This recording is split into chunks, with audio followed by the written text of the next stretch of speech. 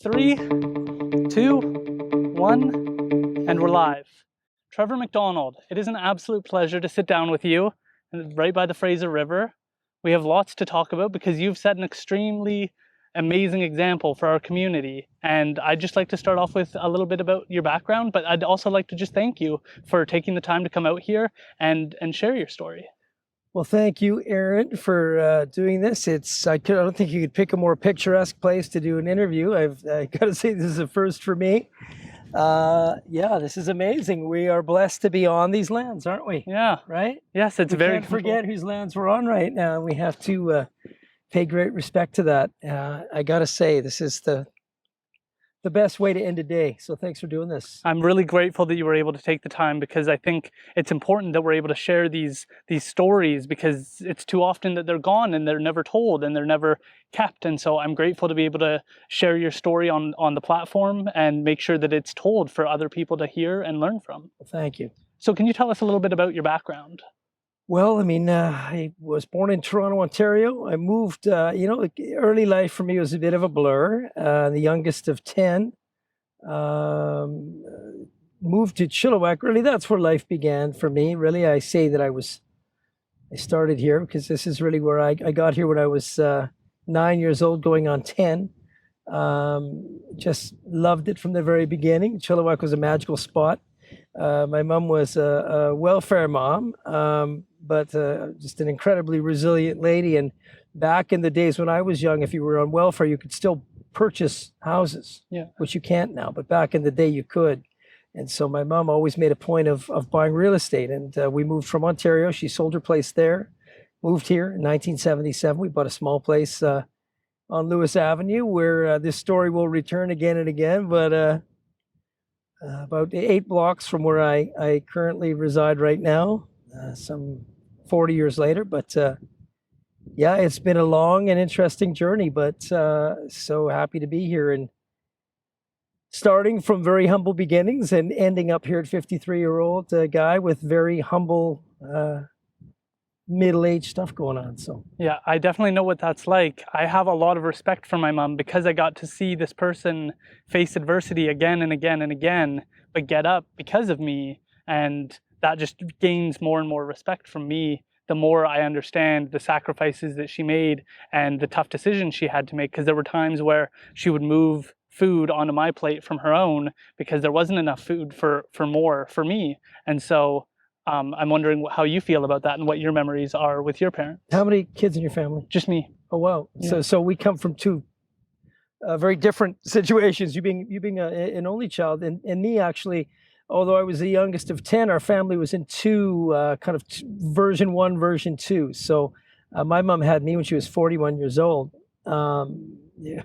So so the first generations of our family were born in the early mid 40s to 48, and then down to myself and my 2 older sisters, who were 3 and 5 years apart from me. So we had a weird kind of an upbringing, because my family, the generation 1, left Ontario, moved to BC way before we ever did. Right. So I lost touch with my brothers to the point where my mother actually got me a Big Brother sponsor to kind of make up for my lack of having a brother, which is kind of strange. But I mean, I'll tell you what, talking about my childhood and my mom being very resilient, and I think that life is just, I really think life is you deal with it as best you can.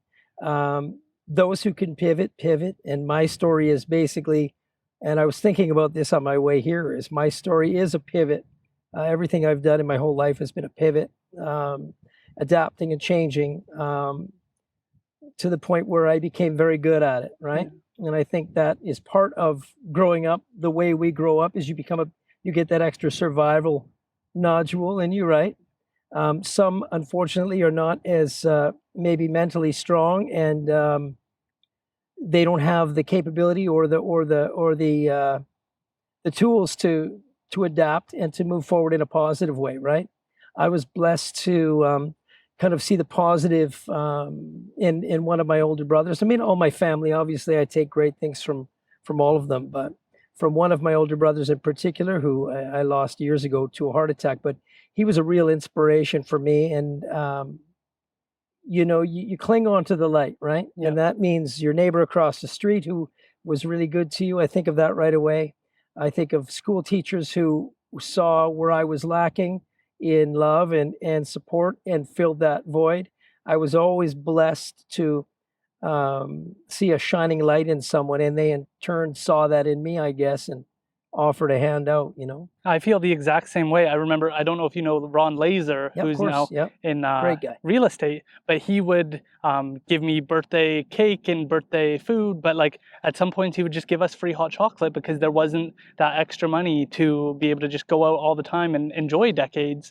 But he really created a space for me, and that became the only coffee shop that I ever really knew growing up, because he was willing to support us and to kind of give us those opportunities to feel a little bit more comfortable, when in other places it's just assumed that you have the extra money to pay for those things. But we've used that little back area that he had for meetings and stuff, for birthdays, Yeah. for events, and he would just do that all of because he watched me kind of grow up there. And same with Creekside. My mom had a job there. All along Wellington, my mom has worked in almost every business in that whole road, and it was more people just trying to help us out and give us a leg up more than I think they needed my mom to be there. And that's community to me, is being able to look back on all of those stores. Home Hardware that was there when we were growing up, the Royal Hotel, those are all just places where they'd help us out and give us opportunities. My mom worked there too, and so I definitely understand what you're saying. Well, I don't know if I know of your mom, but I can tell you just by the story you're saying right now that obviously everybody you mentioned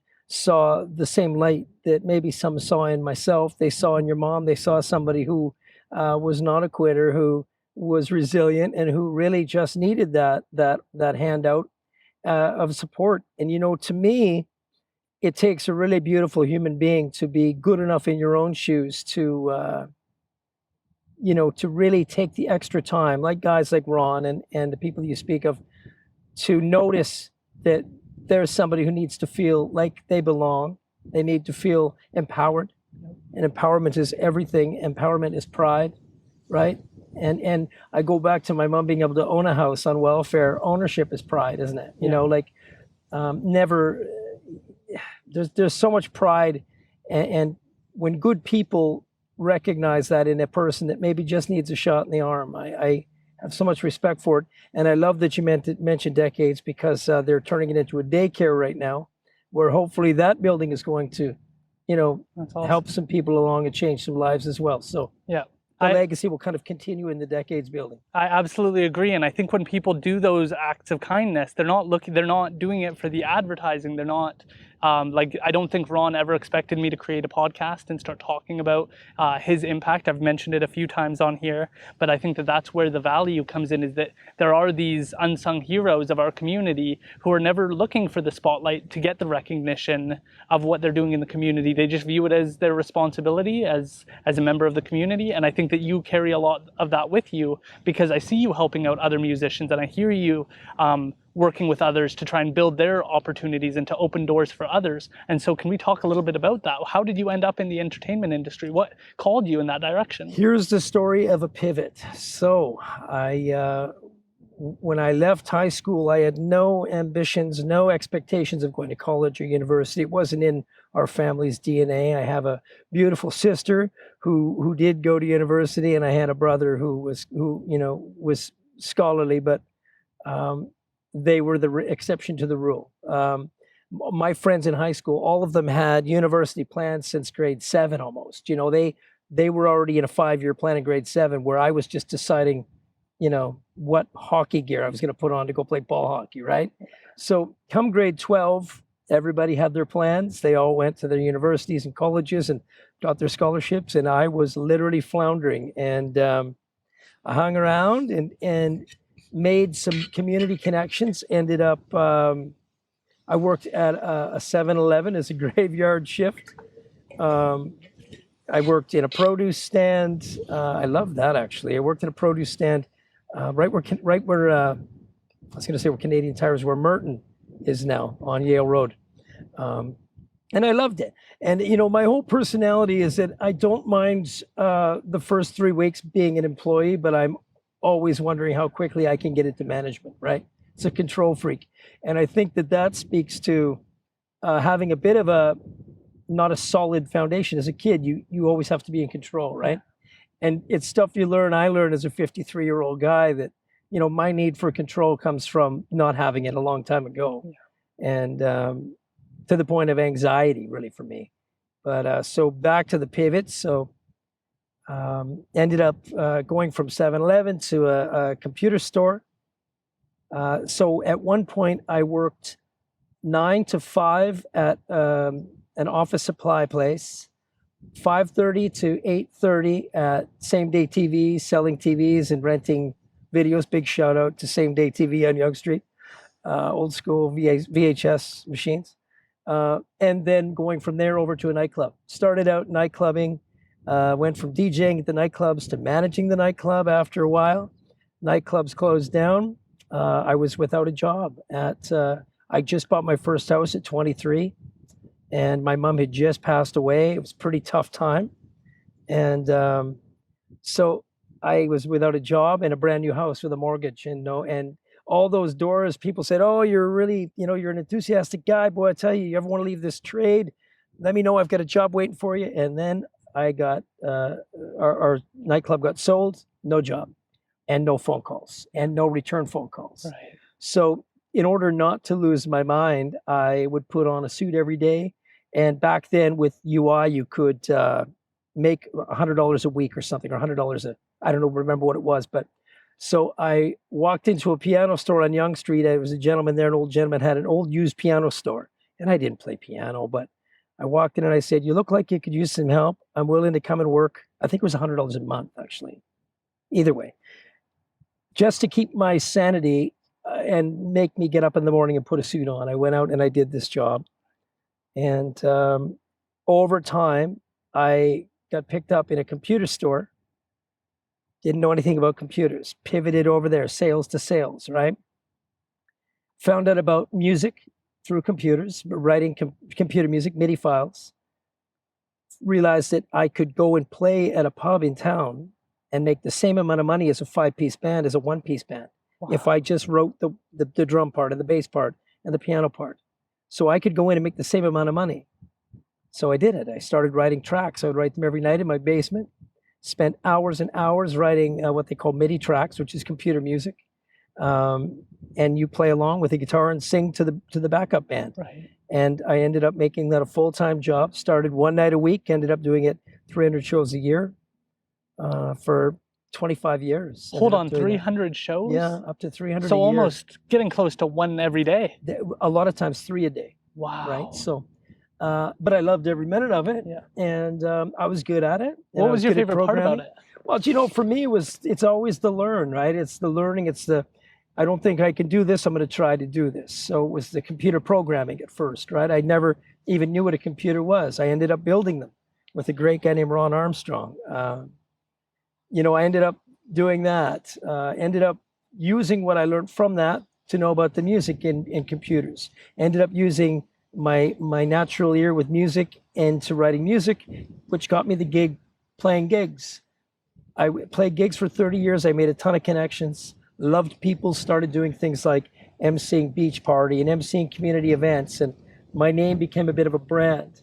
And then when I was old enough to listen to some advice from some really smart people, they just made a good point of always being good to the community. Even though they were doing well, they always gave back. I watched people like Harry Merton, like Brian Minter. Oh gosh, I can name so many. Jeff Fortin. There were so many great people who had success and didn't just take it and run. They kept growing the bank, right? Yeah. They kept growing their life pension. Yeah. And I watched those people and thought, if I can just build my name, build a brand, and just keep giving back, it's going to come back to me. Yeah. And so really it's been a perpetual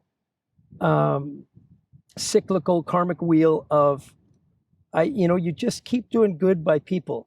And look, I'm far from the perfect guy, but I will say that I can honestly, 80% of my life, I can say I really did work at finding the positive in a situation and the positive in people, and using my talent and my gift to give back in any way I could. So I'd auction off my shows to Bowls of Hope or to any charity that could use it. I couldn't afford to pay the money. I couldn't afford to write a check. Yeah. Like, like a corporation would for donations. So I said, well, look, my show goes for X amount of dollars. I'm going to let you have my show to auction off. I won't take a nickel. You do it. And we ended up auctioning up to 10 a year. So in that, you meet great people. And then my gift was that I got to go play at these people's houses, got to talk to them, got to give them a gift. Well, they already gave us a gift. I feel like I'm rambling on. But No, anyway, that's awesome. The bottom line is, for the music industry, for me, it has a shelf life. I think I never wanted to be the old guy in the room of playing for young people. And so I developed enough of a business model in myself that I could do another pivot. And that pivot was opening rooms up for younger artists, opening doors that they might not have open. And so I knew a lot of guys who were very talented who weren't working or who had experienced bad management in the past. And I by no means wanted to be a manager or an agent, but by the time this new portion of McDonald Entertainment was born, I had 18 rooms running steady with 150 artists a week, working all over the Fraser Valley. So it's really it's been an amazing journey, but in that I've met amazing people. I've seen amazing, talented, and I use this term as a friend. I've seen great kids, talented kids become really incredible, talented musicians. And what a gift that is. To this very day, I still get that. So Yeah. Well, that's a long-winded roundabout. But. Well, I think it really ties in because I just saw that Chilliwack Progress article of the fact that your guitar was left and then it was stolen and Yep. people had it, and you ended up, because of your relations with the community, because of what an inspiration you've been, the community kind of surrounded you and helped you. Can you tell us that story? Well, I'll tell you what, it's been a while now, but I could still tear up thinking about the generosity of so many people. So I made a foolish move. I left a guitar on a stage after a gig outside in Cultus Lake. And in my haste to load my gear out, get out of the room, get out of there, you go through a process usually, right? Well, I ended up talking to an old school buddy of mine while I was loading my gear out. So he was on and on and on, reminiscing and, almost getting in the way kind of, but so courteously, I'm talking to him, loading gear in and out. Changed up my routine, left. Woke up in the middle of the night in a cold sweat, realizing I don't remember packing my guitar. Got in my van, drove out to Cultus Lake. Of course, nothing there, right? Nothing. Waited till the morning, phoned the parks board. I did all the proper things. And I'm telling you what, don't tell me that there isn't somebody up there watching this, because a buddy of mine from the Curly Kale Cafe there in Vetter just happened to be outside on a break in the morning prepping food, took a picture of these guys, suspicious in the back alley. Anybody missing a guitar was a Facebook post. These two guys, I look at it, it says Trevor McDonald, it's tagged. I look, there's my guitar case. I know it because I know the stickers in the guitar case. I lose my mind. Yeah. Immediately. I phoned Mike. Mike, did you see him? No, I didn't. Well, so the race was on. I ran all around town. I collected camera footage and I got camera footage. And the beauty of social media, I had guys from high school, from the nightclubs, from people I haven't talked to in years that I thought I lost touch with, would pull me over on the street and say, buddy, you relax, I got this one. Yeah. I would be in a place that was a little bit sketchy and a little bit dangerous, but I was going to go there anyway to see. They told me to sit in the car. I got this. Yeah. I get emotional thinking about it. They sat me in the car. They went and scouted the area out. I feel like I'm babbling, but it's a really good story, though. So the long and short of it is, after just 48 hours, this guy could not sell the guitar to anybody. He couldn't get rid of it. I would literally have people phoning me, hi, you don't know me. I'm just on my way with my kid to go grocery shopping. I saw the guy with your guitar. Should I follow him? And I'm on my cell phone. Thank you. She says, I don't want to get out. I said, don't get out, please. Tell me what street you're on. And I had another friend of mine correspond with where she was. We lost him. Yeah. That was the last night I thought I lost all hope. But so many people phone me like that. The next morning, I get a call from a lady in the Pioneer Build-All parking lot, 5:30 in the morning. I'm driving by. I see the guy with your guitar. It looks like he's got a flat tire. He's here right now. You've got to come. I said, okay, I'm coming down. I'm going to phone the cops because they're just around the corner. So I phoned the RCMP, bless their hearts, and I said, listen, I didn't file a report because I thought it'd be a bit of a burden. She cut me off. She said, where is it, Trevor? I said, pardon? She says, the guitar, where is it? We've been following the story. I said, well, right now they're in the Rona parking lot. She said, we'll have a patrol unit on there in a second. And I was coming from Sardis. By the time I got from Sardis, they had 3 police cars, the guy in custody, and a garage sale full of stuff that he had stolen all over the Rona parking lot. Oh my gosh. And Councillor Jason Lum was there, of course, too. And, he's just one of my great buddies. And he's there making sure everything's going okay. And so these RCMP guys, is that your guitar? And there it was, my beautiful guitar. And boy, I tell you,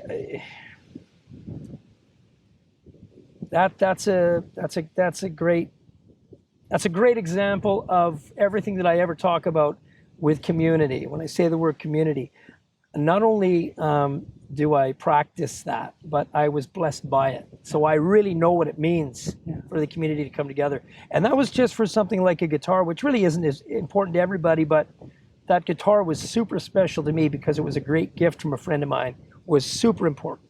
So to this day, I have the guitar, and thank goodness to the good people of Chilliwack. And that's that story. So. That's an amazing story because it does speak to how you, like your name recognition, people understanding the value that you bring to the community. You bring people together. And under COVID, I really think that it speaks to something we're missing out on right now, which is getting together and feeling like a community. And the other part I wanted to talk to you about was Party in the Park, because you're there during those pivotal moments. That was a pivotal moment in my childhood growing up. I like to hear that. And you were emceeing that. You were the person that everybody was listening to. And I still remember, I didn't realize who you were today in today's footing.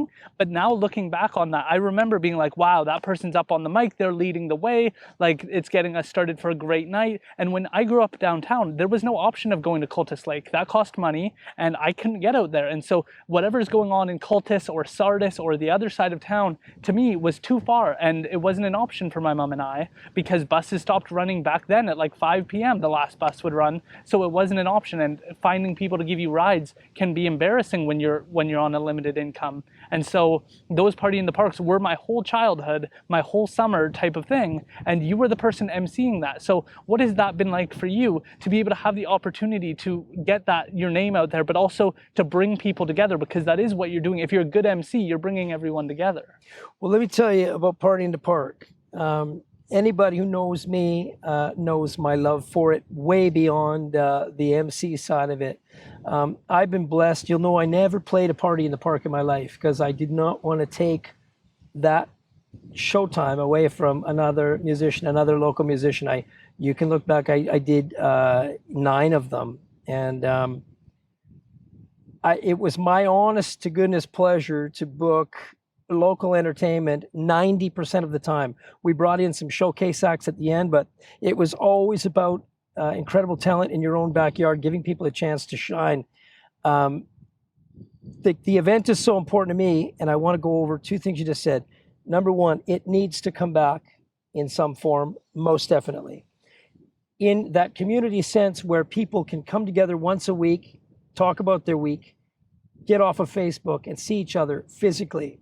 Bring your stroller, enjoy music that is not offensive to the masses, that everybody can enjoy, the dance groups, the night market, you name it, right? So it's coming back. I don't know in what form, but I want to speak to another really important part of that. That is the social aspect for somebody who can't get to Sardis, who can't afford the P&E, who can't afford the water slides. This is, the water park is your water slide, right? When you're low income downtown, this is what I think a lot of people miss the point on. I was you, buddy. I went to Central School. Central Park that's where I would have been if I was your age. I would have been there. Why? Because I could fit in there without questions asked. I don't know if you were like me, but, we couldn't afford hockey. And I don't want this to become how poor were we? But I will say these are things, when you read books like Outliers by Malcolm Gladwell, you know, Great book. there's benefits to a good upbringing, right? My mom would never pay for a season of hockey. There's not a chance. It was $300 some odd for equipment and registration. And I was a good athlete when I was a kid. I was a tiny little guy, but I had the heart of a bear. And I would have loved to have skated and grew, you know, so I missed that whole part of it, right? There's things that you miss. There's ski trips to Hemlock with your school, field trips, where you have to pay $12 for registration. And your mom's like, there's not a chance of giving you $12. I love you, but no way. What am I supposed to do? Well, you can deal with it. And then we put on our bulletproof shield and we make an excuse, or we called in sick. You know, it's bad enough to not belong on a daily basis in school, but even worse when you're excluded on things like that. And I'm so grateful now there's programs like Bowls of Hope and stuff where you can feel like you're still a part of something and not have to be so afraid to ask. You don't have to put your pride aside, right? So what Party to Park is most important for me is it's a gathering spot for people that can't get out of the downtown core, that maybe come from Fairfield Islands, that come from a 5-mile radius around that area to be somewhere peaceful, safe, and experience some culture and say that I was a part of that. Yeah. And that's what is above all the most important part for me. So you'll see when I'm on stage, I am coming right. I would rather be off the stage on the ground. It's about bringing good people together to experience really good people. Yeah. And everybody deserves that, regardless of your income. I champion causes of poverty because I was that kid, and I know the emotional damage it can do. And it's just so important. So thank you for sharing that, because that makes me feel like all of my thoughts about it are correct. You're one guy, and look at you now, look what you're doing. You're one guy who I think, honestly, I think you're a rare gem.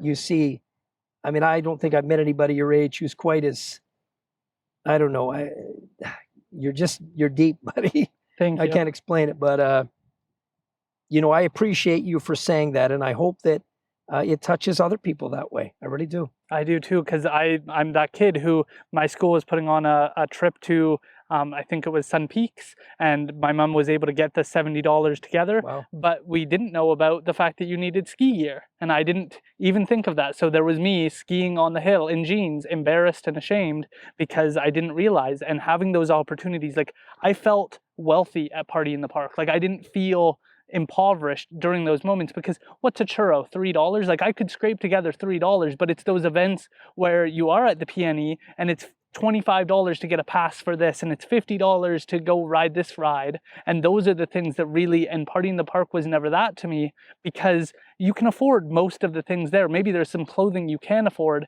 but pretty much everything that's kind of fun to do is accessible. I got to do karate when I was like 8 or 10 or something like that, and do that in front of everyone. And it was an opportunity for me to showcase something. Exactly. So there's a great example, and Adam's another great leader. I know you had Bill Turnbull on this show as well, but Adam's another great leader who if he knew your story, Adam would take you in free of charge and help you. That's what I'm talking about. It's experiences like, and you talk about it so passionately. Do you see what I mean? Yeah. There's empowerment in belonging. There's empowerment in not feeling like you've got to first put up the bulletproof shield before you can even act. Do you know that? When you spend, like, literally, I feel in my life, I spent grade 5 here in Chilliwack, coming in here as a grade 5 guy, grade 5 probably to grade 11 with a bulletproof vest around me. I had beautiful teachers, 2 of them that I know, and anybody who knows me knows that I'll talk about Margaret Paulding, my music teacher in Central Elementary, who saw all the weaknesses that I was suffering and cared for me in every way she could. She paid for private trumpet lessons. She introduced me. She brought me to junior high school out of elementary school, introduced me to the music teacher. She did everything that she knew I desperately needed. And when she passed me off, there was a grade 11 theater teacher who literally said, you know what, you can try and be funny boy with me, but I'm not gonna buy your shit. I'm not gonna buy it. So we're going to be real with each other, right? And opened my eyes to I could trust her. And I could, for the first time in so many years, just feel like, I could breathe almost, And I always had a really good, happy face shield on. But I didn't start feeling really like I belonged even in high school till probably December of my grade 12 year, like the last 6 months, where I made some really wonderful friends and was more secure with myself. Yeah. Boy, it's a funny life, man. I agree. I don't think I got that until a couple of years ago, that feeling of security. And it partly came with starting this and believing that I had a perspective that other people didn't have, because a lot of my teachers, I was called dense. I was told I wasn't going to graduate. I was called, one of my teachers in front of me and my mother said that I have narcissistic personality disorder.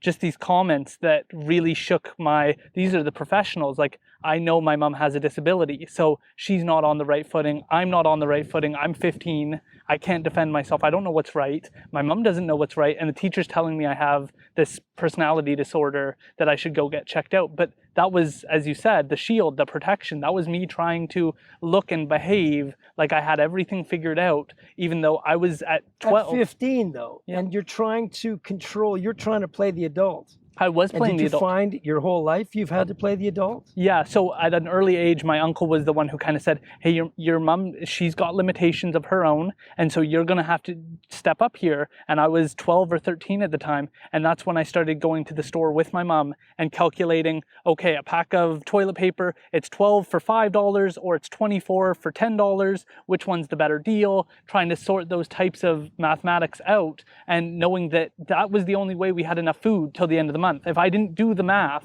we didn't have food till the end of the month. So you're doing family budgeting at 15 years old. Yeah. So, I have to confess, I didn't have it that bad. And quite frankly, I was kind of a selfish little guy, my mother, being the youngest of 10, the worst of my mother, I'll say, was unleashed on my version one of my family, the hard drinking, hard partying, mother of mine. That being said, it was no picnic growing up, because my mother felt entitled. I feel now, looking back, she felt entitled that I've devoted my whole life to kids. I'm taking some time for me, and right. She never came to any of my mom wouldn't know. She passed away when I was 22. And she wouldn't even have known that. She knows now because she's literally here with us right now.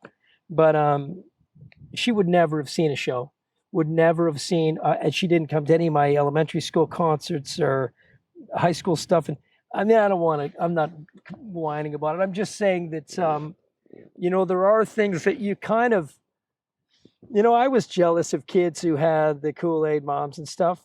I was fortunate that a lot of my friends at the time were very sympathetic to my situation and almost kind of adopted me in. I spent half my life, I could think of two people that I probably spent most of my teenage years with in their house. So, yeah. And don't get me wrong, I love my family. I have a beautiful relationship with all my family. I'm just speaking to the fact that there was no rebar in the ground for my family, and it's so very important in your internal build to have that. I saw that with my friends. I saw some of my friends, I thought I had it bad, but then I would see this person with two parents. Well, the dad beats the child.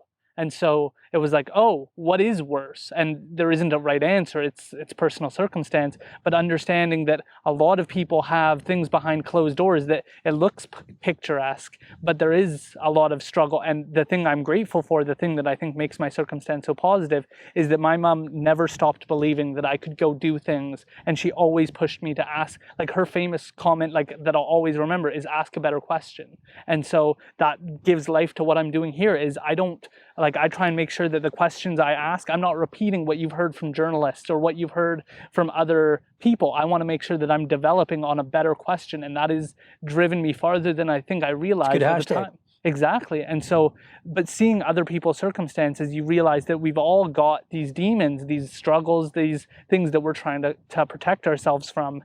But it's about bringing those to life and sharing that with people so that we can talk about how to move forward in the best way. But when we're busy trying to cover it up, we're not moving forward in any good direction. My thing for me was that I can really see it. I can look at a pod of kids and I can see immediately, I can see me in that pod. I never had kids of my own. I so fortunately got to share my wife's kid with her since she was 12. She's 29 now. So we have a beautiful relationship, but not one of my own, right? Yeah. So I never had a chance to coach a soccer team or a hockey team, or do you know what I mean? In that respect, I never had to grow up, and I never had a chance to mentor or spend time with maybe a kid who could have used that up. Yeah. That's my one big regret. And now knowing that I could do that, but there's no social acceptance, you know, I can see in a pod of kids playing when I'm driving A to B and I look over the schoolyard, I can see me in that pod. It takes me 4 seconds to see which one is Trevor in that pod right there. Yeah. Which one's getting bullied and is playing cool. You know, which one is, you know, there's so many stories, man. You know,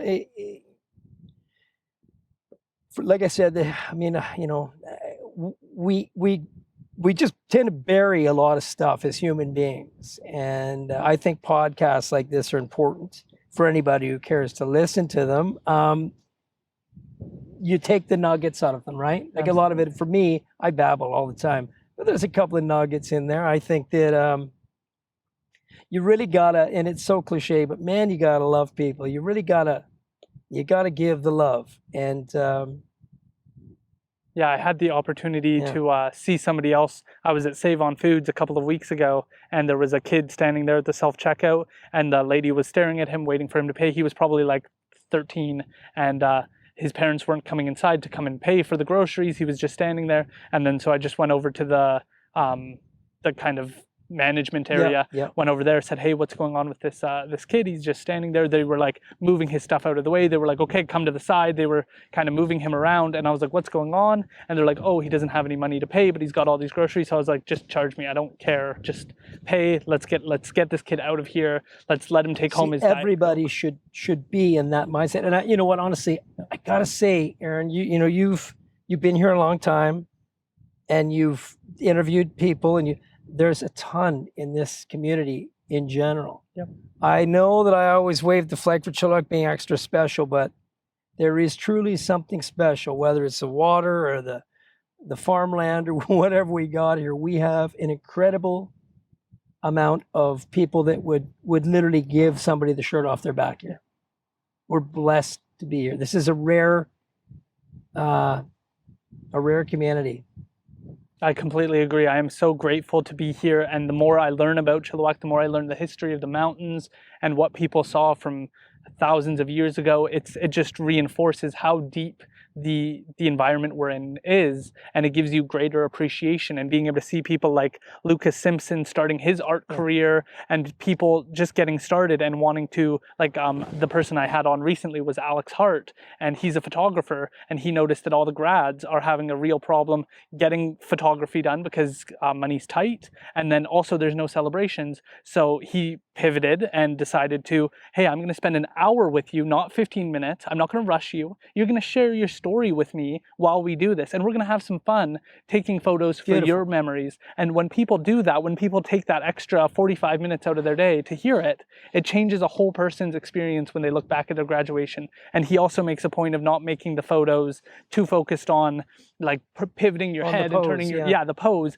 It's about, this is your memory. You want to look back on this in 20 years and be like, I got through COVID, but look at how happy my face was in that photo, and be grateful for the memories you have here. And I think I needed him in my high school photo. So did I.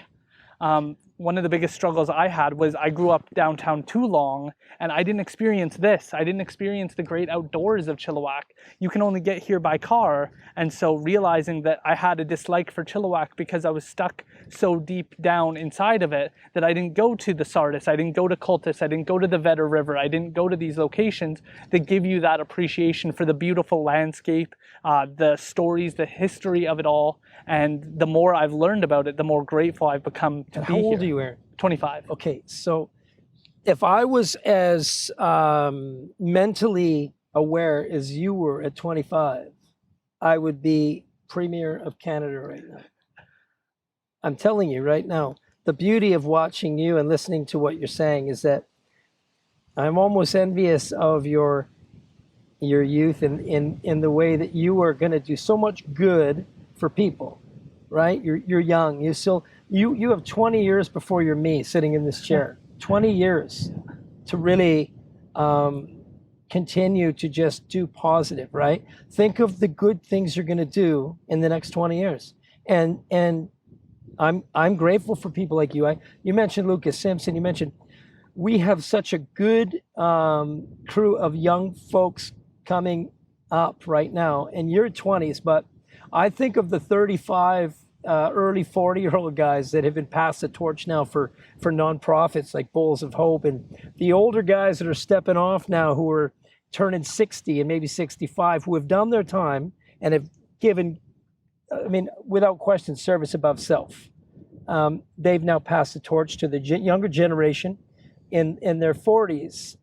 And I feel so good knowing that the next generation, which is you in your 20s, it's just getting better and better. I really feel that. I absolutely agree, but it's from getting I don't think we can do it without getting the wisdom from the people who've been there, done that, and struggled and seen all the challenges. Like, I think that that's one struggle my generation seems to have, is believing that there is something about history that is worth learning and incorporating, because often we look at history and we go, well, those people were so ridiculous. Why would we do that today? And it's like, right, but those people actually thought that they were doing good, and that's what they thought. They were wrong, but that's what they thought. And we need to understand where people were coming from previously in order to not make the same mistakes, because it's easy to believe when you're going in the right direction that you can do no wrong. And when you have, I really don't want to be a person who just thinks I'm doing right, people are saying I'm doing right, so I'm just going to keep going until I hit a brick wall, because there's consequences of going in the wrong direction and chasing that too far. Well, we've proven that up till very recently, haven't we? Yeah.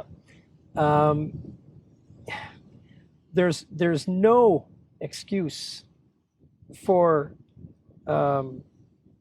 burying the past. Yeah. There's no excuse for you not digging up the past either. There's no excuse. You're as guilty for not knowing the past. It's there at your disposal.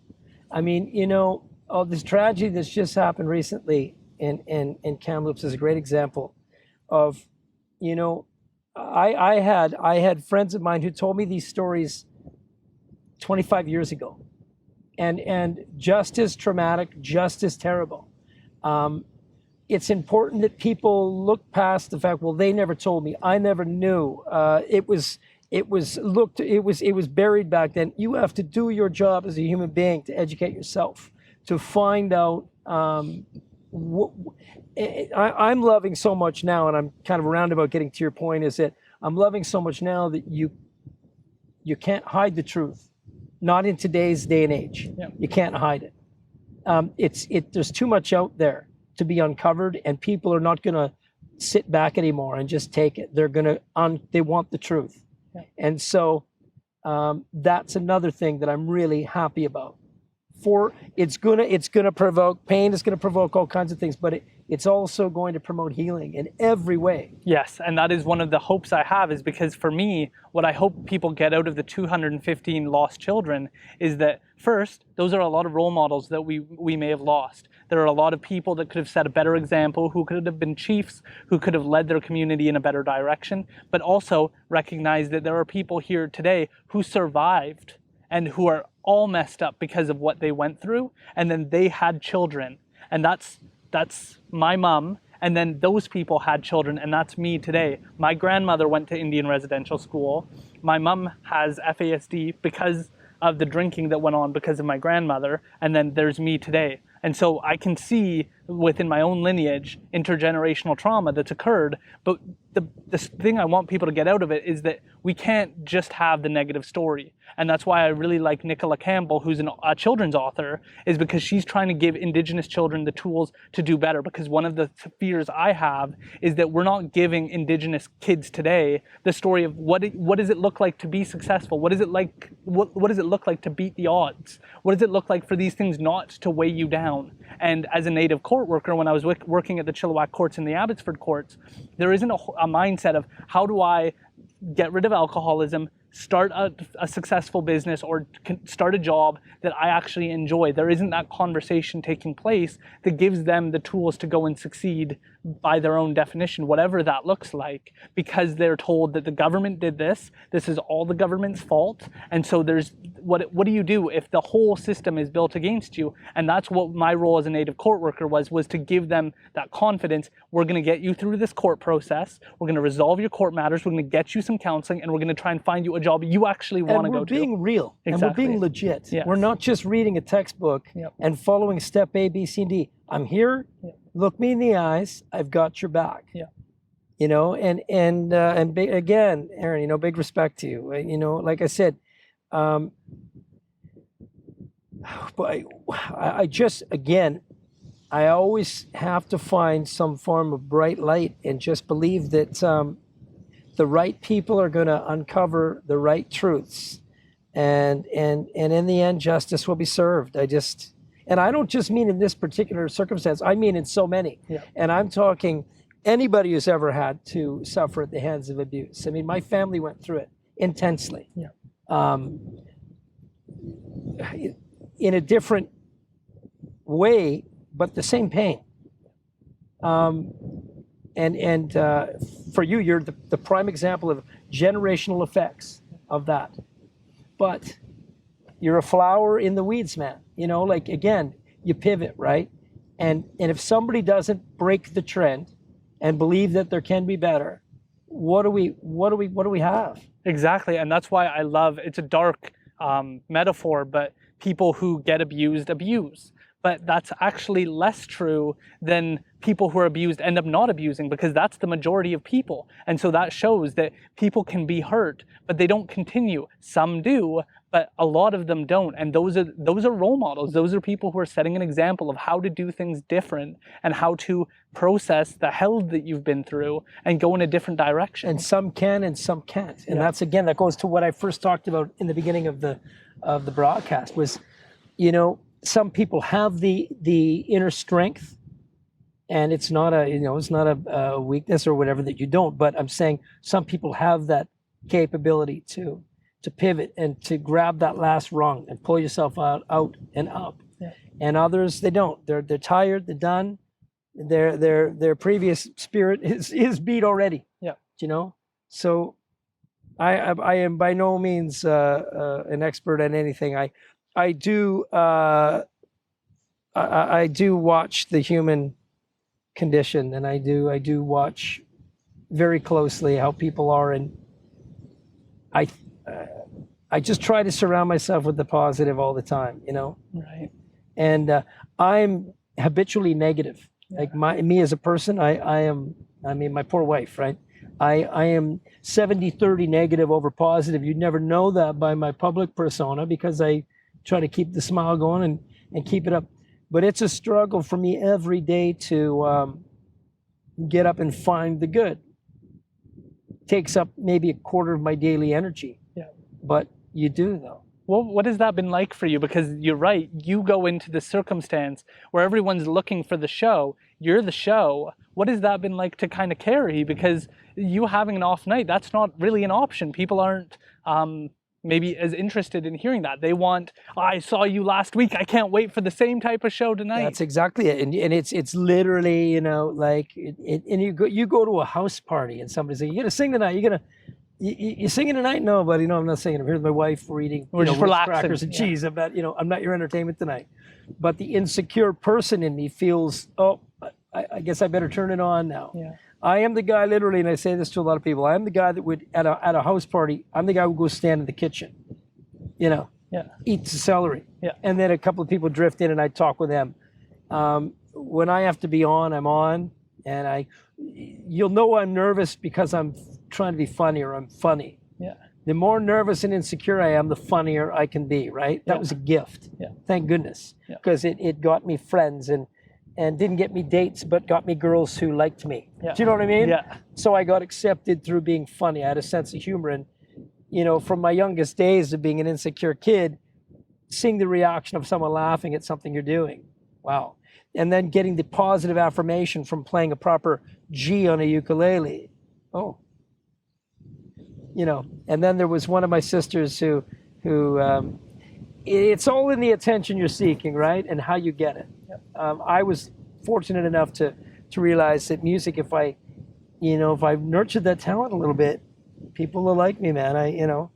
So it was a necessary need for me. It was a need to crawl out from under that grade 4, grade 5, really insecure, shy, bullied kind of persona to come out now. And I think, honestly, that's a great deal of why I am who I am, is because I will always have that soft underbelly that has been really hurt and really, really vulnerable, and still to this very day, insecure. Right. If somebody said the wrong thing to me, I still cower like I'm, 10 years old again, right? You recoil.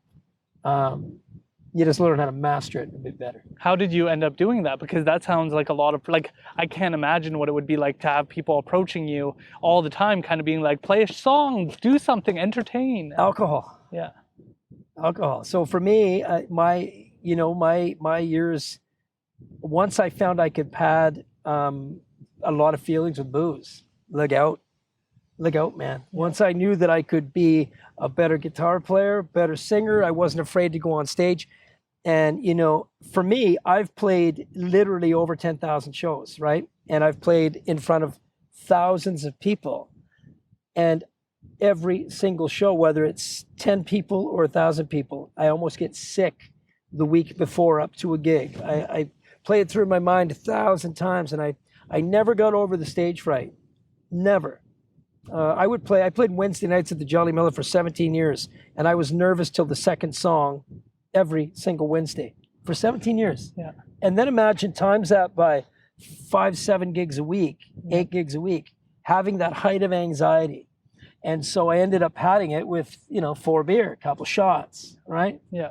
That's your pad. All of a sudden that anxiety level's down. Okay, this works.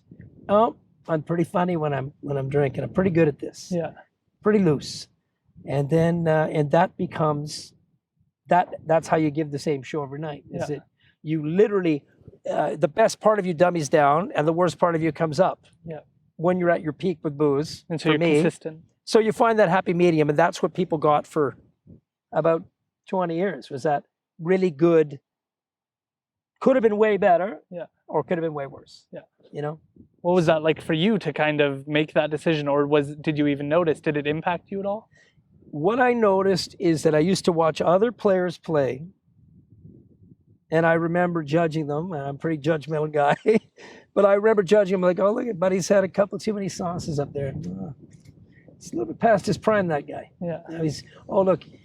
And then the last of my performing days, back when I was still performing a lot, 5 years ago, whatever, I was the guy slurring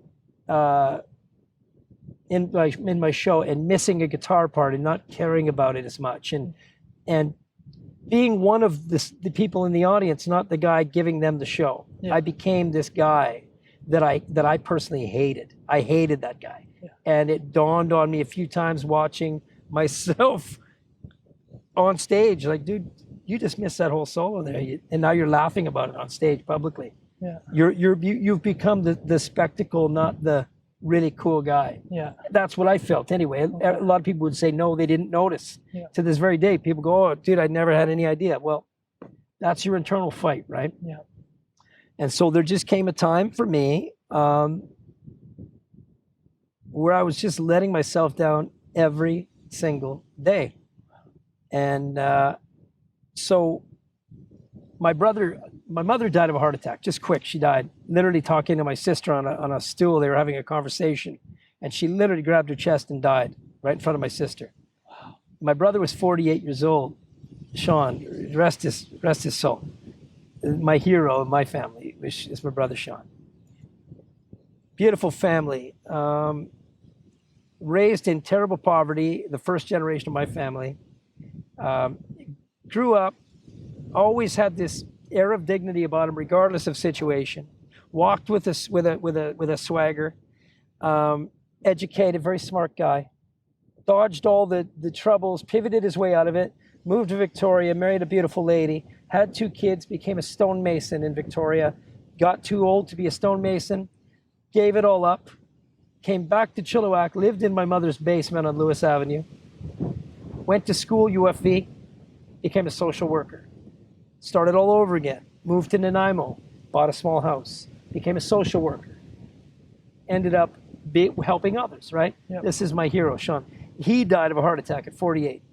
So one day I'm on a treadmill about 4 years ago, doing my annual checkup, and my doctor stops me mid-treadmill, sits me down, says, no, you gotta stop. And now I'm nervous and I'm trying to be funny, and he's not taking any of it. He's like, no, he says, he's looking at the chart. He says, this is bad. This is really bad. Sits me down. He says, I'm gonna write you a prescription. He wrote me a prescription for nitroglycerin. And right away I'm thinking, okay, I'm 48. I've done my time. I got my Stan Rogers Award. I got a Paul Harris from Rotary. I think I've done good by people. This all makes sense. This is my going out party. You know, this is it. Yeah. And he said, I want you to immediately rest, go leave this hospital, go grab nitroglycerin pills, and always carry them in your pocket until I call you again. So I already suffered from anxiety. So now you can imagine a guy who's kind of a hypochondriac anyway. Anytime I had a slight chest murmur, if I drank coffee and I got indigestion even, I would think, I'm having a jammer, this is it, I'm done. Yeah. So my poor wife and I'd be walking the Vedder Trail, and I would feel a little tinge. I'm like, oh, I'm gonna go down right the Vedder Trail. Is this how it ends? So I did that for 8 months. Wow. And in the process, my drinking increased to a ridiculous degree. I thought, if I'm going out in flames. I'm going out. I'm gonna live. You take me if you need to take me, but I'm going out, right? Fast forward to the day I get my big exam. They get me on the table in Vancouver, and they give me a little bit of happy juice and settle me down, and the needle goes in my leg and up into my heart, and they check me out, and it was a false positive. So there I am, 8 months of this pent up, am I gonna die? What's going on? And the doctor and the nurse are talking about a karaoke party that they were at. I was a Monday appointment, so they're talking about Saturday. Yeah. Oh, I can't believe so-and-so sang Queen. Oh, he was so good, so good. Meanwhile, he's in my heart with a camera. Oh my God. And I'm laying there and I'm listening to this and I'm thinking, man, they're casual. Yeah. And he was done in about 15 minutes. He said, you're good, that's it, you're good. And he starts talking to the nurse again. I said, Doc, you gotta wait. I said, what do you mean, what? He said, you're good. It was a false positive, you're good. You're clean as a whistle. Nothing. No doctors, whatever you call it. No. And I don't think he realized that who's going to know, right? But 8 months I've been there. Yeah. Thinking honestly that my time is coming. And then when I got out of that, I was already full into the drink now. Now I'm like, okay, I'm free and I'm bulletproof. Yeah. And I also like booze. Right. Yeah. Look out. Yeah. Right. And so I just, it just became a reckless guy, like just not paying any respect to anybody around me, not respecting myself. Most of all, nothing anybody could ever say to me would ever replace what I said to myself, and the lack of respect for myself, and so the final straw. And I've never told anybody this. I told my wife knows, and my close friends know, but I want to share this because I think it's important. So this speaks to sobriety for me, right? Like, I've been sober now. I'm proud to say I'm sober a year and a half. I just quit and I've been sober a year and a half, and I'm really proud of that. So November 10th, a couple of years ago, I was playing a gig for a buddy's wedding, and I did that, that drank too much at the wedding, mouthed off the security guards, tried to drive. I did everything that I just hate in a human being, that I would just detest in a human being. I did it all that night. just disrespected everybody and the whole process. And then, of course, November 11th is Remembrance Day, which is really hugely dear to me. Yeah. I missed Remembrance Day, and I literally was too hungover to go to Remembrance Day ceremonies. And I'll tell you, what, that to me, I feel embarrassed to say that, but I did. I missed it. I missed Remembrance Day. So the time when you're supposed to go pay tributes to everybody, I was selfishly so hungover I couldn't even get up. My wife went by herself, had to make a ton of excuses to our friends. And that was it, man. She came home and said something, whatever she said, and I said, there's nothing that you're going to say that's going to make me feel worse than I do right now. And that was the November 10th was the last day I touched a drop of booze, and it's been 100% fabulous every day since then. That's amazing. Yeah, I really like that I got to share that, because my close friends know, but I'm a shining example of, honestly, if I can be sober, anybody can be sober. I was a terrible alcoholic, worst offender, and I mean, I got a DUI, cost me about $10,000. I'm not proud of what I did, but I'm prouder of what I did after because of that. Yeah. So own it and move on.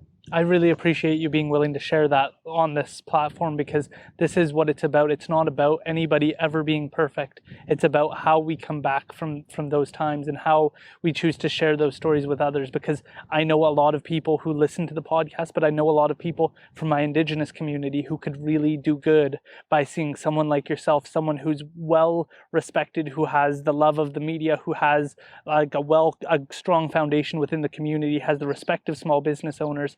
To have you say that I was here and now I'm not, and I got out of it, and this is what others can do. I think that is what sets an example for others, and it's hard to emulate you if we don't know what you've been through to get to where you are today. Every day is, I have bad days. I mean, everybody does. I have days where, honestly, I can slam a beer. I do. I have days like that. But I will say that 25 out of 30 days are positive. And I believe that everything that I've been blessed with in my life to this point is because of what I've done in the last 16 months, the last 18 months, whatever it's been. You have to give of yourself to get those rewards. I really believe that. And, like this job with the BIA and just a lot of really good things have come forward since that whole commitment. Yeah, can you share a little bit about the BIA specifically? Of course, let's start there. What happened with that? Because you obviously moved a little bit more away from entertainment. On goes the story of the pivot. So with music, I didn't want to play live anymore, so I still wanted to promote music and promote the same thing as Party in the Park, getting people out in front of people that really wanted to play. And man, we have so many talented people in this town. I got to say during this podcast, please, people listening to this podcast, go out and support artists. Go click on a website, a random local musician, artist, visual artist, whatever you can do. Go purchase something. I don't care what it is. Purchase something. Give it away as a gift. Do what you got to do. There's my preaching portion done. So the pivot came when my music business was going to be on its best year ever. I had this great Locks list that the guys from Locks Pharmacy were so great to sponsor, and it let me showcase businesses with live artists every week online. And so I would phone around and find out what rooms were booking live entertainment, and I was booking most of the rooms. So it was perfect. So I could literally promote the rooms that I was booking with these great artists in it and really keep live music humming. Up to March 11th, 2020. So right before COVID started, I had 18 rooms, 150 artists going all over the Fraser Valley.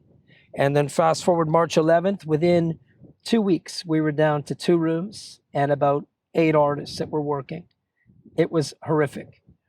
And so I switched over to focusing on the artist with the logs list versus the venue. You know, Andrew Christopher has a live stream here, and Ben Cottrell's got a live stream, and Kyler Pierce has a live stream, and Greg Newfield, and really pushing the talent that we're doing live streams, right? Getting them to, with their tip jars, their virtual tip jars. And that ran its course as we came out of that weird first wave of COVID where everybody was kind of sick of live streams, and they'd given what they could give and their adrenaline was down now, and the honeymoon was kind of over. And I switched over to doing video production for a lot of my radio clients because, you know, I have a radio show. So that also died.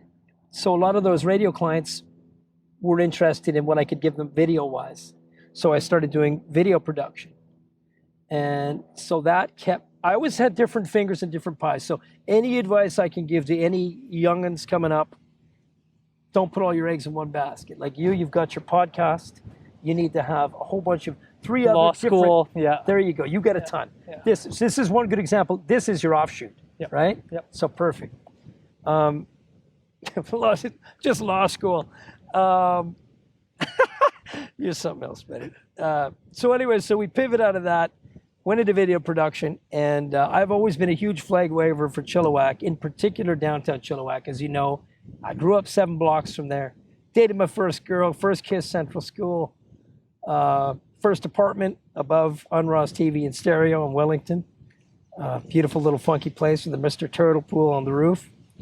And so I've always been a downtown guy. And when this opportunity came up, Kyle Williams stepped down as the executive director of the BIA, and the opportunity came up, and it's just that karmic wheel, right? That great wheel that maybe a bit of my life pension. Yeah. That's my life pension, paying one of its dividends. What pulled at you for this position? What did you see in it? I was afraid of the position to start with because I didn't think I had the qualifications from an administration point of view, that there was a lot. I knew I had the relationships, and I knew that I could bring people together.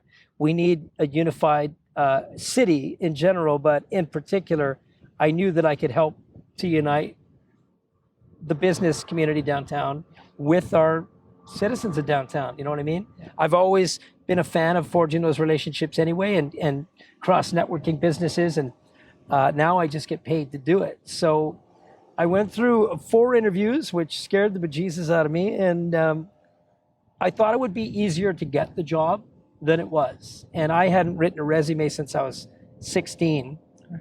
So, you know, I put up this cheesy resume for Resumes, whatever, or us, and they laughed at it. My buddy laughed at it. I gave it to him, would this work? And they're like, dude, what are you doing? Like, so I literally had to study on how to do a resume, got a buddy of mine help me out. And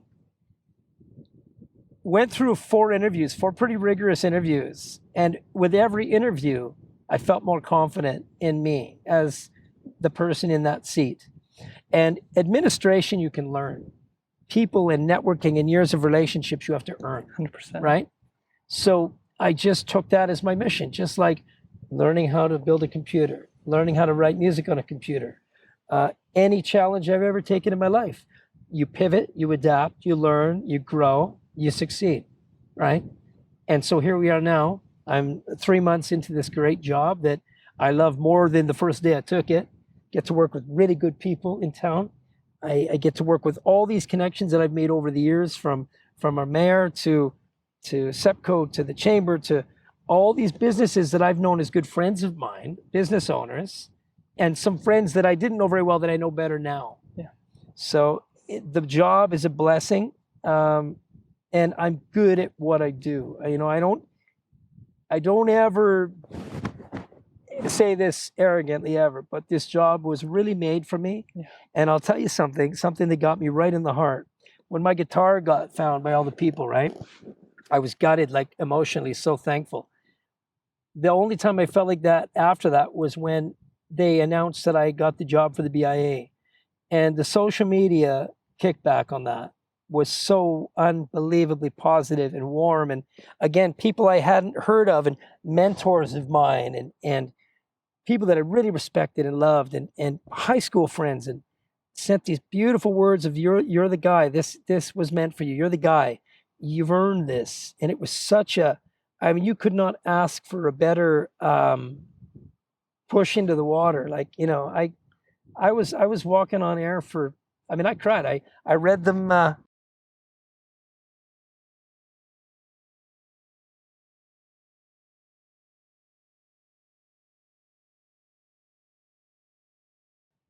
Anyway, I read them all, and it was just amazing. My wife and I read them, and it was, it's pretty gutting, man. So, oh, we can do this over again. No, we're not changing anything about anyway, this. Okay, here we go. Take two. Anyway, so I read the comments, and it just fortified everything that you do. You know, it's all those years of you know, lending that hand and doing the work, right? Putting the rebar on the ground, and you do get the rewards. I'm just glad I'm here to get them. I'm glad I'm not. That's what this is all about. This is about, like, the way I came to know your name is because Bill Turnbull at the Butcher was putting on a Christmas event, and he said, "Oh, this is going to be amazing. You have no idea. Trevor McDonald is coming down here."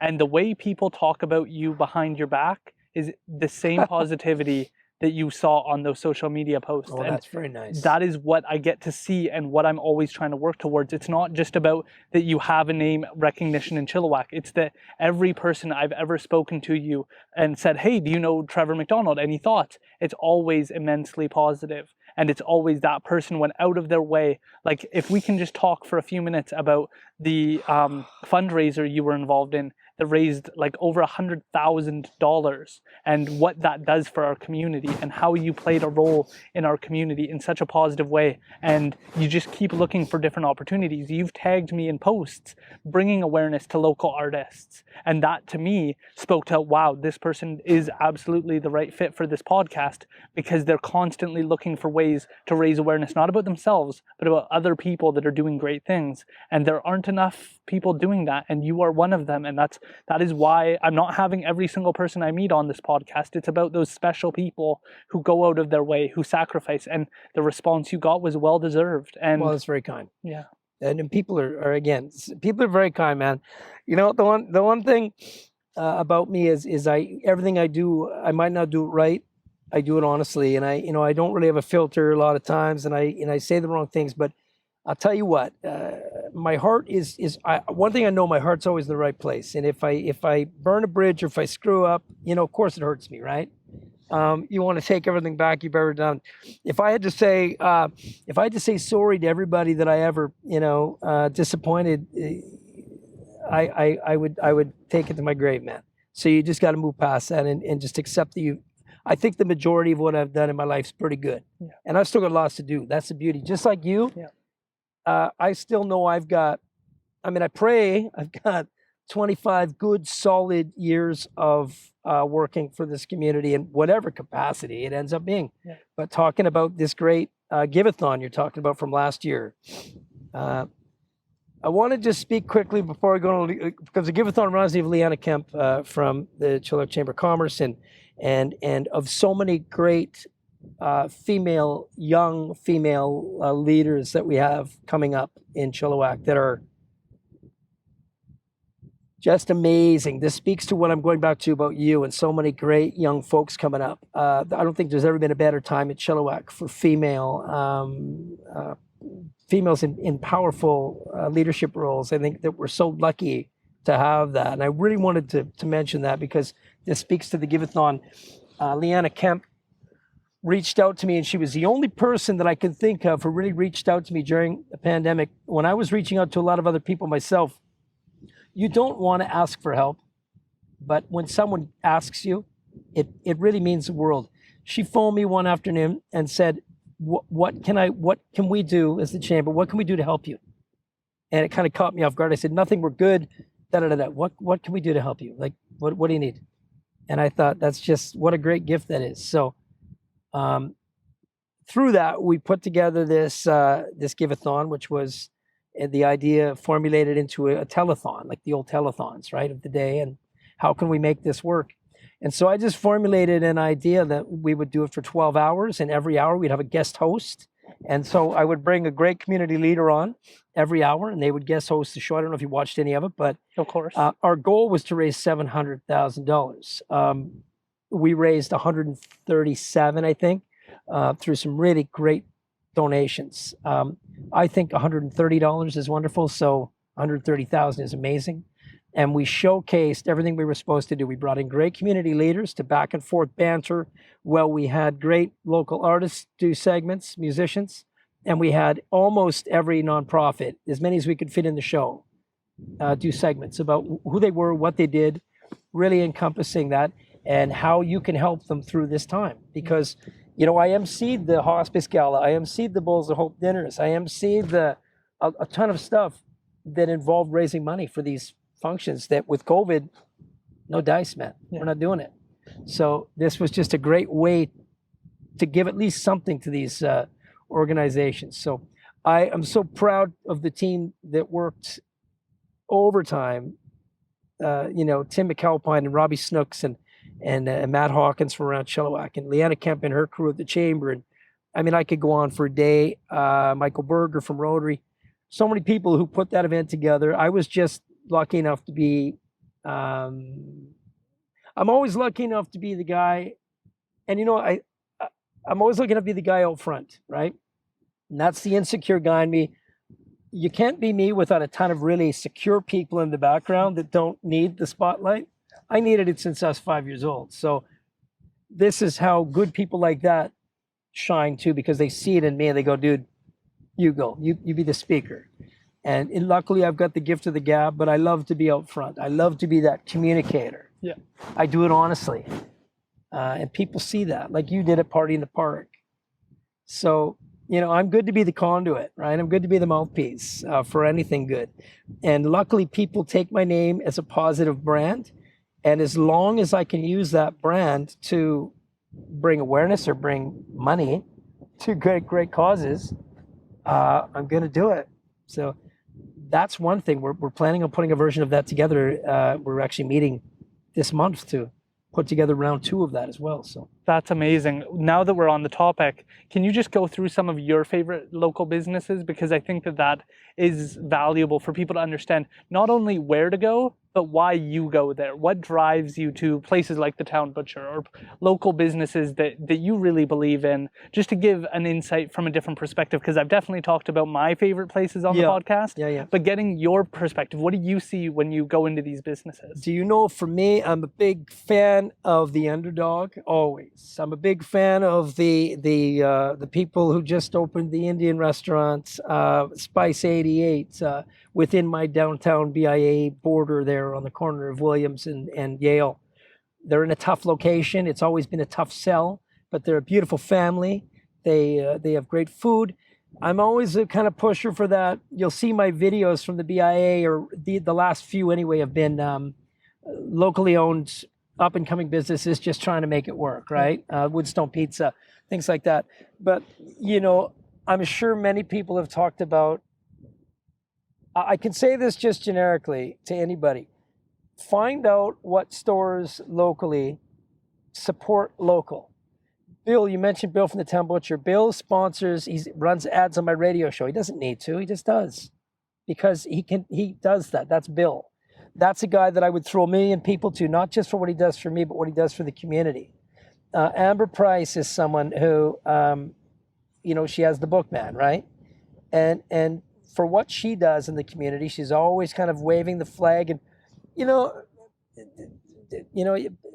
with Bill and with Amber, even with myself, you know, you either love us or we rub you the wrong way, but our hearts are in the right place, right? You know, I'm just trying to think of some businesses offhand. Just do the homework and find out what businesses really truly support local.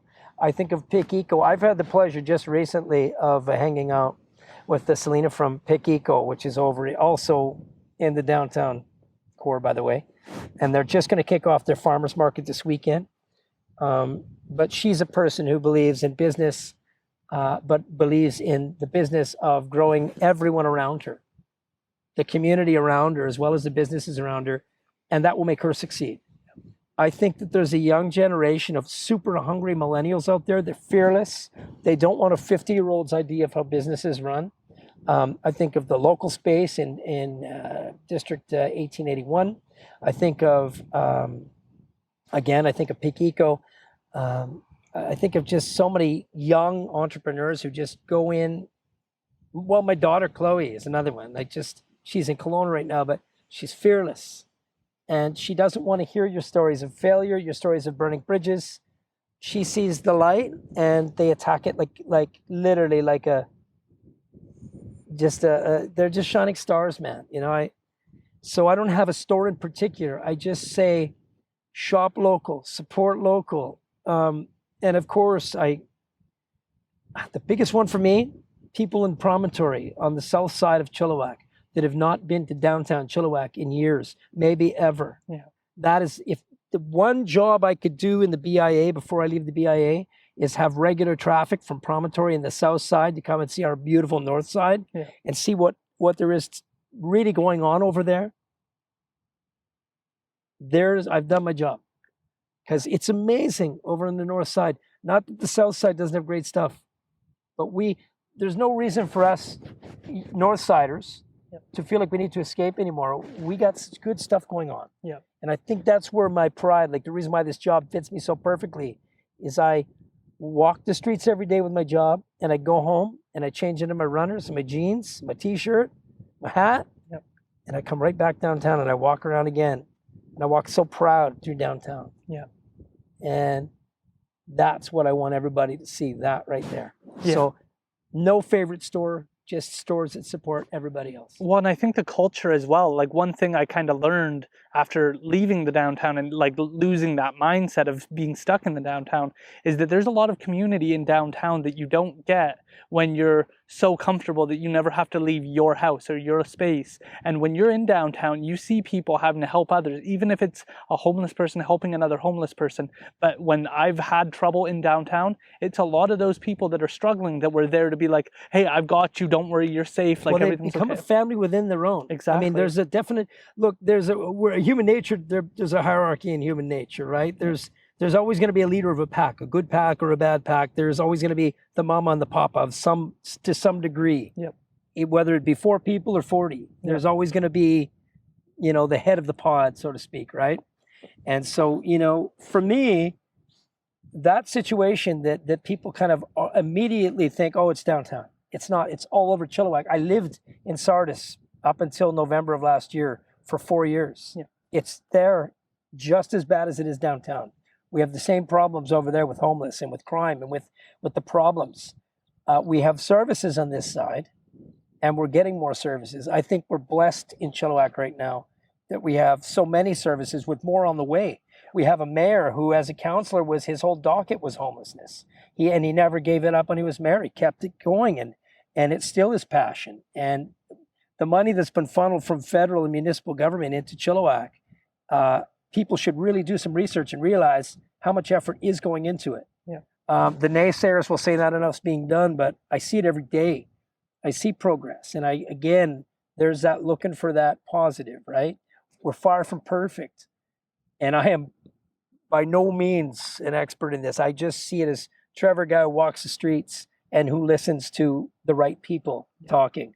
I know that change is coming, and people are really putting efforts into positive and to trying to help and to give people a building where you can go in and can come out with a sense of hope. Yep. Not just piecemeal answers to little parts of their problem, but maybe a situation where you could walk in and you could come out.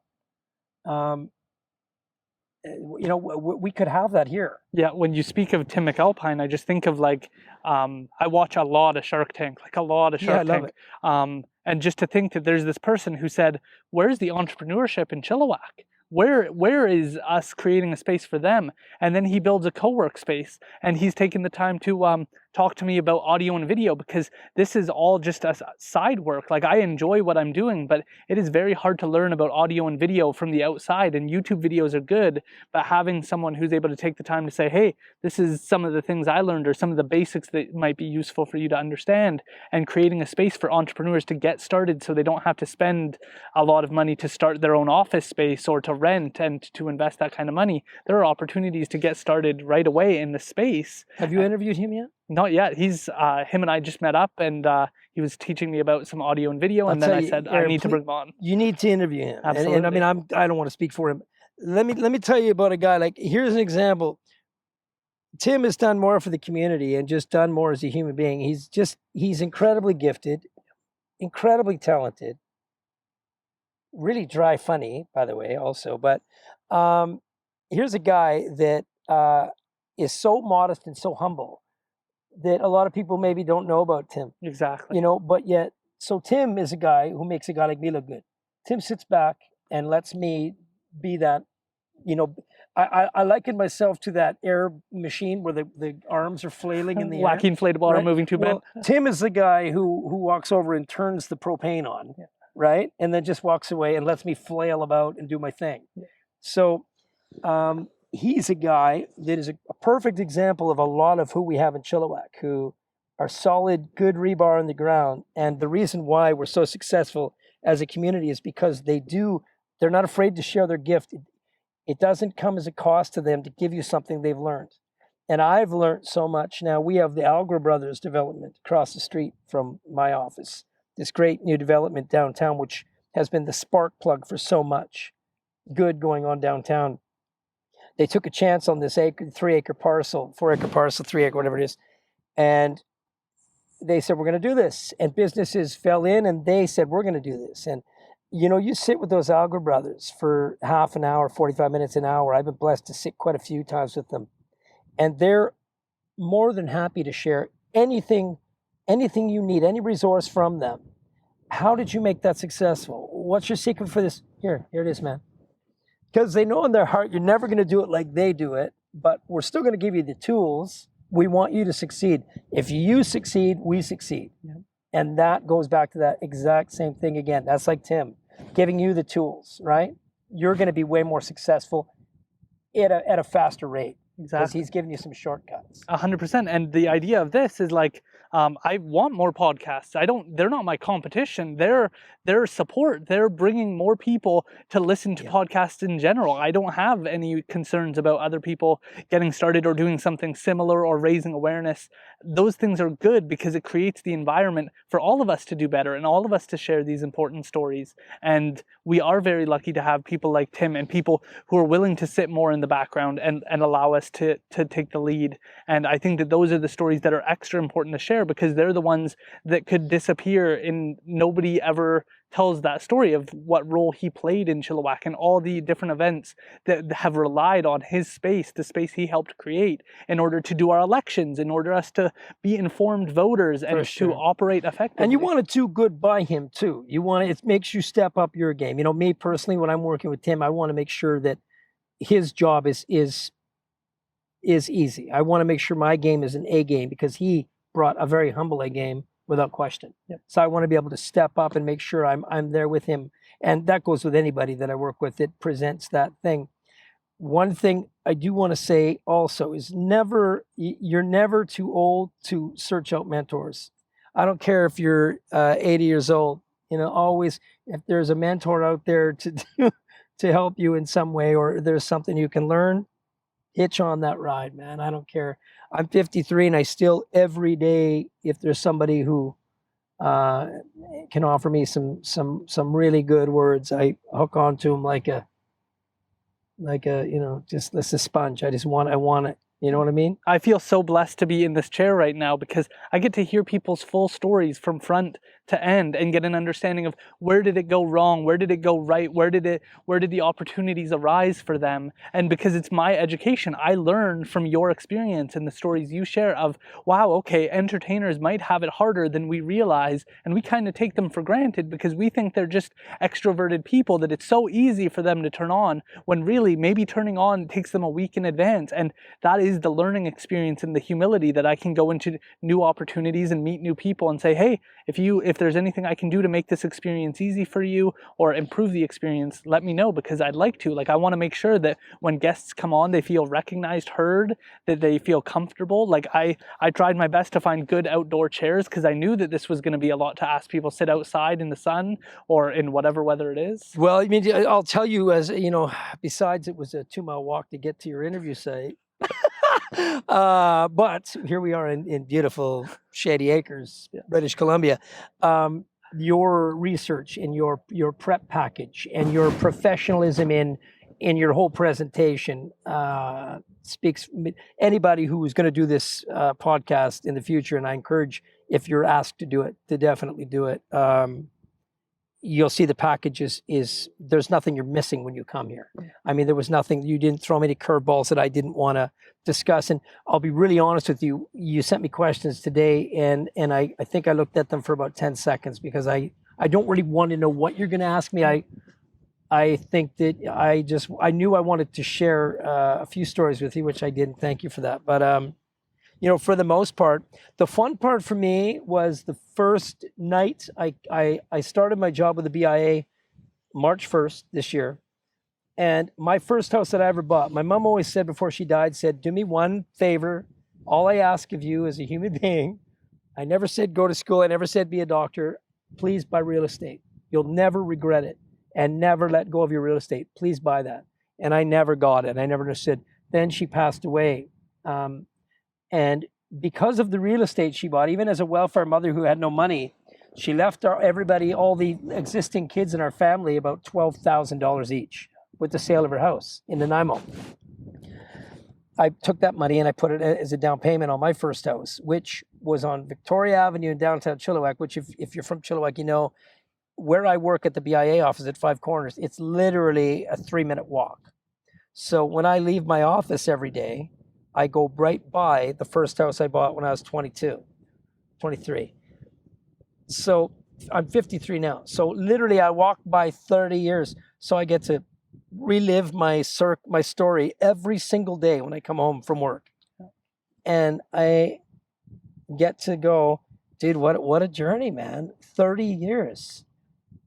That's 7 more than you've been alive, buddy. And that's just in my little first house. So I'm so excited about what you get, like your next 30 years, your walk is going to be like. Yeah, I already see it because I look at downtown and I think, wow, like I relied on these people, and these people, like Ron Laser was a role model to me. Yeah. I absolutely looked at him and said, you own a business. These staff members are looking at you to guide them, and you're helping me out. And that's always blown my mind. And this opportunity to be able to sit down with people who've played such an amazing role. Like I had Leonard Weens on, who runs the Royal Hotel. Yes, I like that. And he gave me my first opportunity at a real adult job where I had to wear a dress shirt. And I was struggling with weight issues, with confidence issues. And he was like, oh, I'm going for runs. You should come for runs. And just creating that environment where it's like, you're way older than me and you've got your exercise under control and I don't. And that encouraged me. And he gave me opportunities to find my place and use social media for the hotel to try and bring awareness to it. So when I started the podcast, I was like,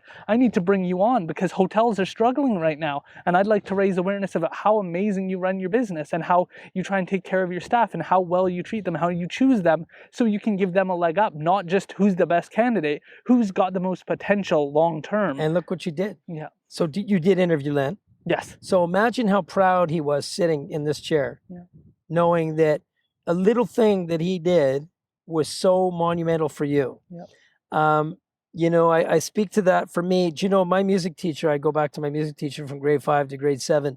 When I was in grade 7, she wrote, we didn't have yearbooks in elementary school, but you would grab a piece of foolscap and you'd get all your buddies to write goodbye for the year end, right? You know, annuals in high school. So we would all write on each other's pieces of paper, have a good summer, you know. And my music teacher wrote the most beautiful thing ever. And it was like, you're my best music student I've ever had in all my years of teaching. And I truly believe you're going to be on TV and you're going to have records someday.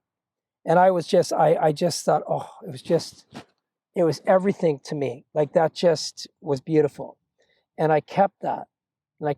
And I played a gig about 4 years ago and she came out for the first time to watch me play and I gave it to her. I showed her, I kept it. And I got to give it to her after all those years. And she always kind of gets a bit weirded out because I'm so over, I just have so much love for her to this very day.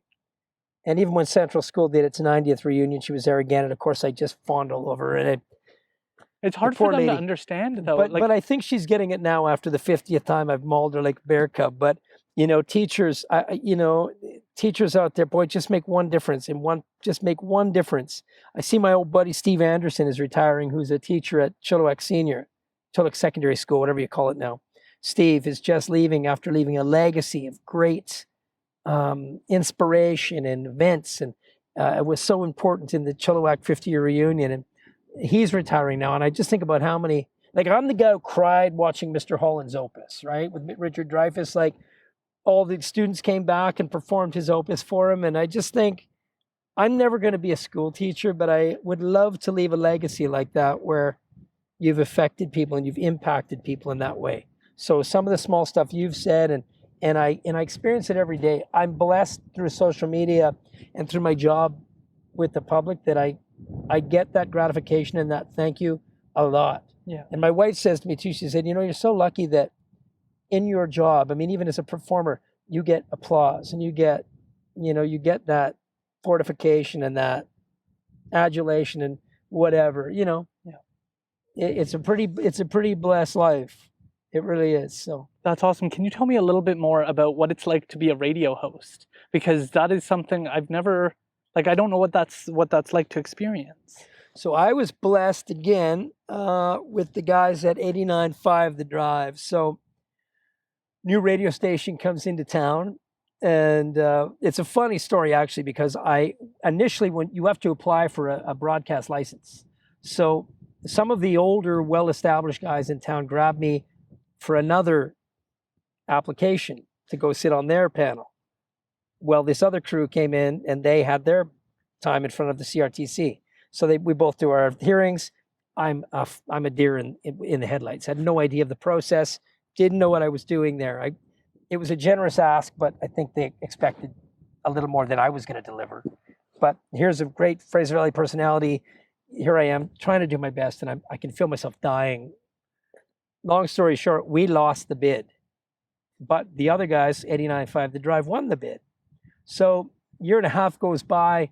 I go in and knock on their door and say, hey guys, I would really like to put a 70s show together on your show. Like maybe I could do it as a kind of a special guest, come in and do the show. And they weren't having anything of it, but times changed, the format changed. They got their foot in the ground in Chilliwack a little bit more. And honestly, I think that they found out a little bit more about who I was, and so I was pretty genuine.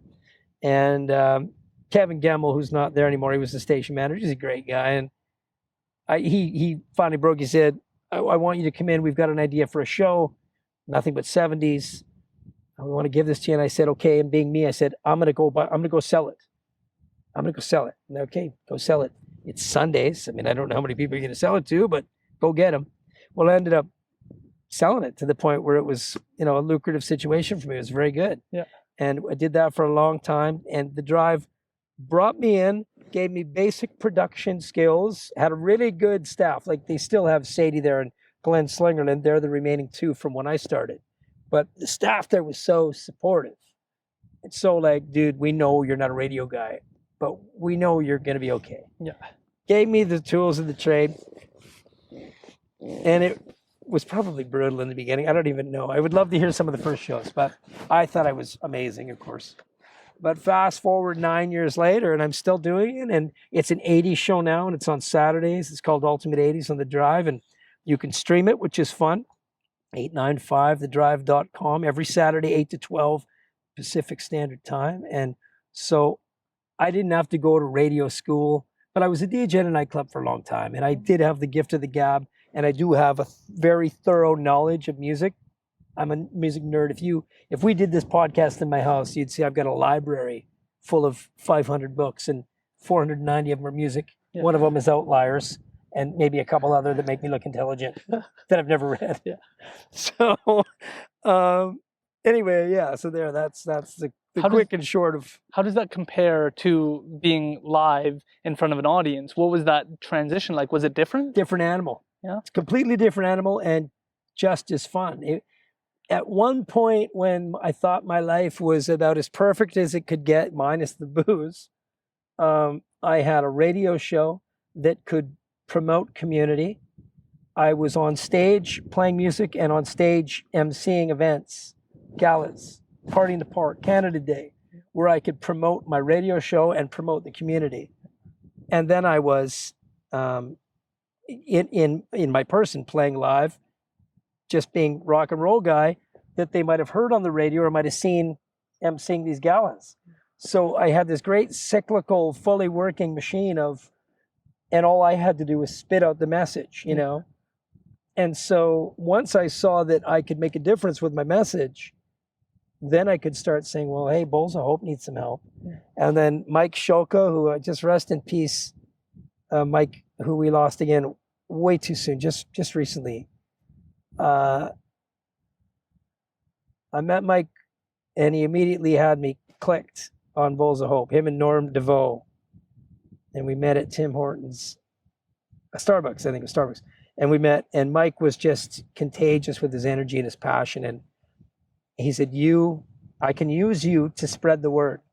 And honestly, together with a great group of people, Bowls of Hope really went from kind of a smaller secondary nonprofit to, and I'm not taking please, I'm not saying that. I'm just saying that using people like myself to spread the message, it's become a really powerful tool. Yeah. And my sell on it was that I was that kid at Central School who didn't bring a lunch. Yeah.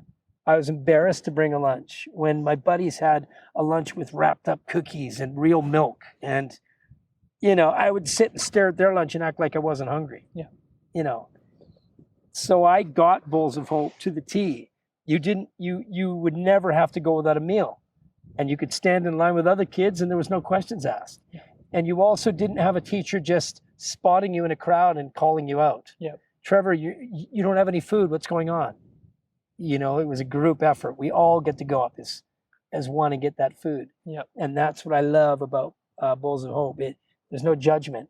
And I've always been a big fan of uniforms in schools for that very reason. That, you know, there's one kid with the brand new Nike shoes, and then there was me who, my mom went to the Armory's flea market and bought a pair of Nike runners, and they were a size too small. But I wore them anyway because they were Nike runners. So I can remember wearing these shoes thinking, oh, I finally got these trendy shoes. And they were a size too small. I can remember going for probably 8 months with my feet like that in my shoes. But because you want it to belong. And that wasn't part of your narrative, you know? You could just be one of the kids. And I think within 5 minutes, somebody had scuffed them all up because they looked new. You know what I mean? Yeah. But you were okay with it, right? Because, he scuffed up my new Nike shoes. But I'm going way off subject here. I'm just saying that to be able to belong, you get to take your mask off, right? Yep. And that's what Bowls of Hope did. So many great causes like that. Just need a voice, just need people like myself to stand up. And I think we have a ton of them at Chilliwack. You're one. And I look forward to seeing, like I said, what you're going to do to be a voice to promote positive. So that's the goal, but I definitely know what that's like to show up unprepared because I was in university and I thought I got a suit. I was all dressed up, but the hardest part was when my friend was like, "You're wearing the wrong socks." I was wearing just normal low-cut socks. I didn't know that there's a rule around socks and how they're supposed to go up your leg. I didn't realize. And so that day I thought was all together. And when he made that comment, I was devastated. Your walls crumbled down. It doesn't matter. You could have an Armani suit on. Yep. I never felt comfortable around rich people for most of my life. It took me till I was probably, honestly, I bet you I was 17, 18, probably. I never felt comfortable around rich people. I felt like they always had just something over me always, right? And you're born with that. You are. It's something that you have to work through. It took me years to get over that. I was so intimidated by rich people that you just didn't think you had a chance. You know, I just think about it now, thinking back then. And my brother Sean, who I talked to about earlier in the show, he ended up marrying into a very wealthy family over in Victoria. Really well-known, well-to-do family. He was bulletproof. He's like, whatever, I'm going to show you. Hey, I don't care. I'm marrying your daughter. She loves me. He had that gusto, right? I didn't have that gusto. So when we would go over and visit them, we would go to the houses, his now father-in-law, Yeah. of uppity Uppington in Oak Bay, on Beach Avenue in Oak Bay, which was, the most regal part of Victoria, British properties. And that was just normal for them. Normal to have Sophie Pemberton paintings and Emily Carr paintings, and everything was prim and proper, and you drank from Royal Albert teacups. And I wanted so badly just to fit in, so I grasped everything I could grab. I found out who Sophie Pemberton was, who Emily Carr was, how good. I sucked all that in, but your sock thing spoke to me, because all it takes is one thing to break that very frail, fragile tower down, right? Yep. One mistake when you're speaking and they are ready to cut you down and make you feel that you're just that poor kid from Chilliwack in one sentence. Yeah. Right? It's a very fragile tower we built, right? Yeah. But then you get older and you get a little stronger and you start feeling a little better about yourself. And if you've done right, you can take ownership in it. And then money means nothing. The person means everything. I think that that's one thing you emulate really well, because you're able to network, I think, on a level that a lot of people aren't able to do. And so I'm curious as to how you approach that, because it's not easy to put yourself out there or to have the conversation. And from earlier, it kind of sounds like you struggled a little bit with being an introvert at parties and stuff, because that is kind of what I've seen from a few guests, is you're able to do this big, loud, energy, and then when it comes to being at a party where you're just another person, now there's this pull towards the food. Let's go stand over here where it's comfortable, and if people approach me, it's because they're coming over here and I don't have to go and try and find them. So what has it been like for you to network? Because you do have probably some of the strongest relationships, like if you think of the top 10 most known people, you probably have the strongest relationships with the other people among that list. So how can other people go about networking and building relationships kind of in the way that you have? What have you gone about doing it? Well, that's an excellent question. And it's one word: genuine. Just be genuine. There's nothing beats an honest sell, and nothing beats getting through the bullshit. This is what I'm coming to you. I need this from you, or I'm coming to you and I'm going to offer this to you. Take it from me because it's valuable. Look me in the eyes and know that I'm giving you this as a gift. Or I'm going to take this from you and you're going to do some good. I'm going to help you do some good. For a lot of businesses, for me, my sell is that I know you want to do good. I know you don't have the time or the facility to take it on yourself. So give me what you can and let me get it where it needs to be. Yeah. For me, that was exactly that. It was that I don't have money to give you. What can I give you that's a resource that is valuable? And so I gave of myself. I gave my music. I gave my talent. Anything that I thought was valuable and that people would take as value, right? Yeah. We'll bid on that show. And an $800 show would go for $3,500. Yeah. And then at that $3,500 show, I mean, I'm just blown away. I think of playing at Tom DeGroote's house one night for Bowls of Hope. And the show itself went for $3,500. Nothing out of the ordinary. Maybe I wore a dress shirt instead of a T-shirt. We raised $3,500 off the cuff, and then the beautiful people at the fundraiser at this barbecue did 50-50 draws all night. They ended up raising, I think, another $3,500 just at the house party. There's $7,000 from just the gift of music, because people just needed a conduit for which to give. Yeah. They don't want to go out and do the road work, or they just don't have the time. Yeah. So here, I'm going to do this for you. In the end, it gets to the right place. Gets to Bowls of Hope, or gets to Sally Ann, or gets to wherever. I want to speak about one more thing that I didn't speak about with the missing guitar. This is the most beautiful part. I got choked up, so I got off my thought. In my guitar case that night, I never take tips. I've never taken tips in my life. And I don't say don't take tips if you're a musician. I just never felt comfortable. Again, probably a pride thing. I never ate at gigs, and I never took tips. Because I didn't want your charity, I guess. I felt proud about it. I'm here playing. I'm getting paid. Don't worry about it. Yeah. Buy yourself a beer. When we had things like the forest fires in the interior, and I found out that the horses were not getting food, they were missing some stuff, just some weird stuff like that, then the tip jar came into effect. And then we could say, okay, so every Tuesday at the Lakeside Beach Club, we would do a charity. We'd give away look, you can tip me tonight. If you want to hear Brown Eyed Girls, $50 because I hate that song.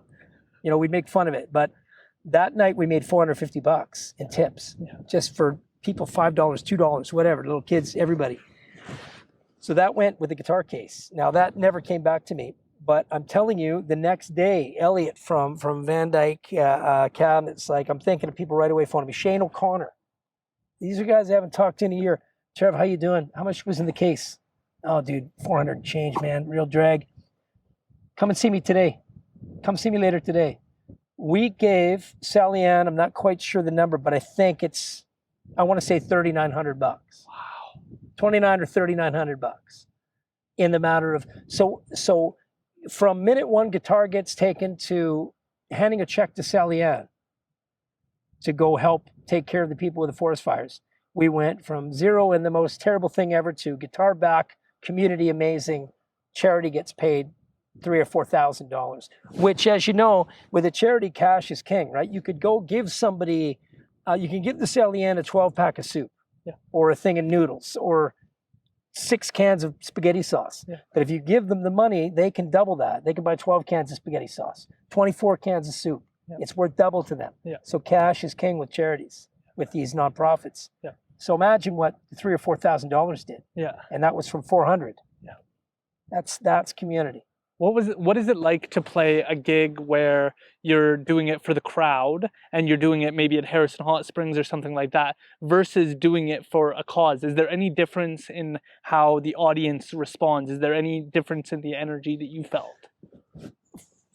You know, the Harrison Hot Springs gig for me, so for those who don't know, listening to this podcast, I took a brief detour from my rock and roll career to become a jazz guitar player singer at the Harrison Hotel with a group called the Jones Boys. They were a long-running group in the Copper Room, and maybe some are familiar, some aren't. It's not there anymore, sadly, but the idea for me was to reinvent myself and settle down a bit and get into, it was a regular gig, 5 nights a week. Now, the pros of it were I played 5 nights a week. I learned how to read jazz charts. I played with incredible musicians who you couldn't let down every night. It was not a one-man show anymore. It was a full band, and you were expected to come and deliver. You couldn't let them down. So I learned how to read jazz charts. It was at low volume, so I learned how to sing better. I learned control. But as part of that routine of every night, hearing the guy beside me say the same exact thing like clockwork every night, 10 to 7, he would utter the same words, or 20 after 7, he'd play the same riff on his instrument. After 3.5 years, I'm losing my mind. It sucked my soul right out of me and upped my drinking through the ceiling. That was the beginning of trouble for me. I had control of it until I went to the Copper Room, and then I was literally drinking to escape. I had a buddy of mine who drove me to work every day. I would drink every day to work. I would drink at work, and I'm embarrassed to say this, but I'm okay to share it now, but what a letdown to everybody. So the long-winded answer to your question is that ended up sucking my soul away, so they never got the best part of me. They might have for the first 6 months when I thought I could make a difference there and change the direction of the band, but it was 3 against 1 in that case where they were kind of set in their ways. And, as strong-minded as I am. And so rather than fight it, I just chose to, I'll deal with it, I'll do it. And the beauty of me, thank goodness, in my brain and my stubbornness is that I called myself on it. I just said, you're done. My most important thing at the time was really community events, and they stifled me for 3 years in community events. I couldn't do Party in the Park. I missed 2 years of Party in the Park, which broke my heart. And the manager at the hotel at the time he only gave me 1 Saturday off a year. Wow. Now, you can't do events like that. They could have used me at the hotel as a great ambassador and a great pillar for bringing people to the Harrison. And instead they chose to put this wet towel on it. And here, you're here now, you work for us. This is what you do. No letting the flower through cracks. No letting that shine. And I don't want to make this sound like, oh, woe was me, because I learned a lot. I had a time there. I'm blessed for the time I spent. I met some great staff there, and I still have great friends from the hotel. So That's not my point. I forgot my point. But the Playing benefit for is, people, yes. right? Always play for I don't care what it is for a gig. Always find a way to find your truth in a gig. And that goes for rock and roll, or working at a shop selling clothes, or bringing people food. It is a job. Find the light in the job, or get out. Get out. That's fair. And it does sound like you found your light with this new position where you get to bring all of your energy and all of your ambition and your voice to this new position and actually bring people together. But you know what I'm blessed at with this new job is I have an incredibly supportive team around me with Brian Coombs from SEPCO and Liana from the Chamber, and the great staff at SEPCO who welcome me with open arms, and Eddie Tam. And Eddie Tam has done my job before, so she knows what it takes. Nobody put a wet cloth on me. They said, this is yours to lead. I work with an incredibly cool board of on the BIA of volunteers, store owners, merchants, business owners downtown, who have trusted me to, at 53, take the lead. I couldn't have done this 7 years ago. When I was first interested in the job 7 years ago, I was disappointed that they didn't look at me. Yeah. Now, 7 years later, I realize why, and I never felt more ready to lead. And so I've been lucky that they've given me the ball for which to drop. Right? That's awesome. And I won't drop it. That's awesome. Can you share a little bit about your relationship with your wife and how that came about, how that relationship started, and what some of the things you guys have gone through together? Because I think a lot of our listeners, what I've noticed is they really enjoy the family aspect and the connection with another person, because that is who you're kind of on this journey with. And with you sharing a story of your sobriety, hearing what that journey has been like with your wife would be, I think, really meaningful to people to understand how they should be treating their significant others, or what they could be doing better in their relationship. Well, look, okay, first of all, let's just preface everything I'm about to say by I am in no way the poster boy for what you're supposed to do in a relationship. So let's just start with that. Okay. I will say that my wife Tracy, is with or without me, has always been an incredible shining light. Anybody who's met her or spent 10 minutes with her gets sucked in by, on the rainiest day, she is the sunshine. And I'm not just blowing smoke here. Have you met my wife? Not yet. Well, no. wait till you meet my wife. You'll know what I'm talking about. So she'll put a positive into anything, any situation. Every day she wakes up legitimately happy to go to work, happy to put costumes on. My wife works for seniors. She's a lifestyle coordinator with Chartwell Hampton House right across from the hospital. She's been there 16 years. Got the job through Eldon Unger, who's a well-known Chilliwack guy for many years, and saw this light in Tracy and thought this job would be perfect for her, and he was right. Another example of someone who sees the light, and 16 years later, she's still there making seniors' lives better. I say this to everybody who listens. If a senior comes into that place and they're going to be 5 years left on this planet, she'll give them 7 or 8 or 10 full-on, dignified, proud, happy, zest-filled years. There's no one like her place. There's no other retirement community like Hampton House because of her. So she would have been okay on her own. How did I affect her? She put up with me for a long time. All the stuff that she's had to put up with. And there's been a lot. She is just always, she wasn't dealt the best hand either as a kid, but she had a family a mother who was just amazing, who I've adopted as my own mom. So that's been a blessing. With Tracy came her incredible family, right? And the biggest gift of all, with Tracy came her daughter, Chloe. And that was the greatest gift of all, that I have in some way been able to have a daughter. And, I would have been a good dad. I know that. I love kids. Love them. So Chloe's been, since she was 12 or 13 to now, I've got to share her. What do you do to make yourself better? And in turn, the couple is better, right?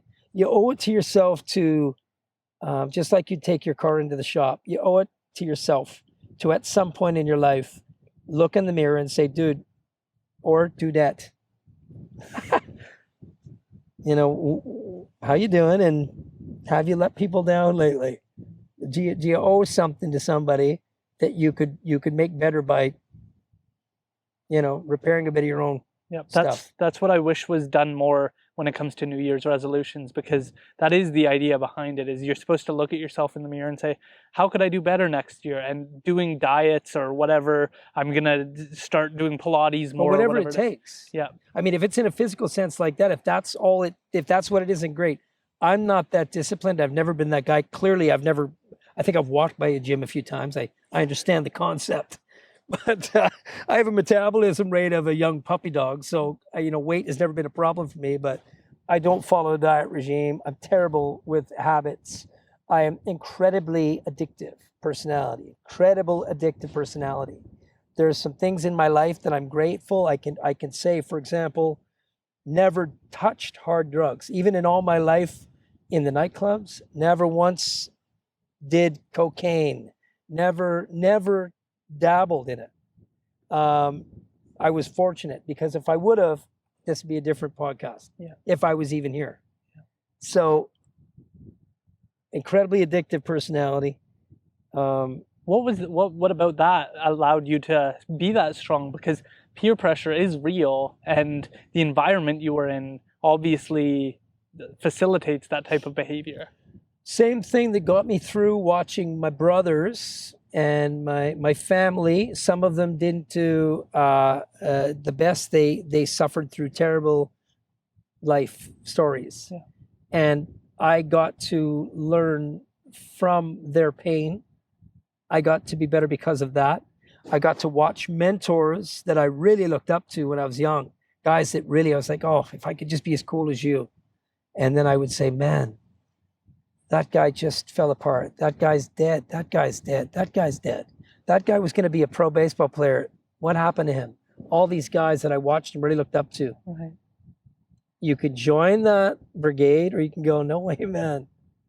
No, I'm good. I'm good, man. And watching their failure was a weird mentorship for me. That's how I feel. I look at my Indigenous communities, and they really struggle with alcoholism. And I was afraid of alcohol all the way up until I was like 17, 18, like deathly afraid of, like, I can't touch this because I know people who are addicted to it, and I know what that looks like, and I'm afraid of becoming that. And so it was unhealthy at a point where I was too afraid, where I was like, I can't be near these people, I don't trust these people. And then now I think I have a more well-rounded viewpoint of it, but it was fear because I knew people had invested time and energy into me, and for me to go down that path, like I still remember, like I had a knife held at me by a bully that kept bullying me in downtown, and he very much had this personality, and I felt pushed to go down this route of, like, he cornered me one time with a weapon and was like, swear and like use profanity and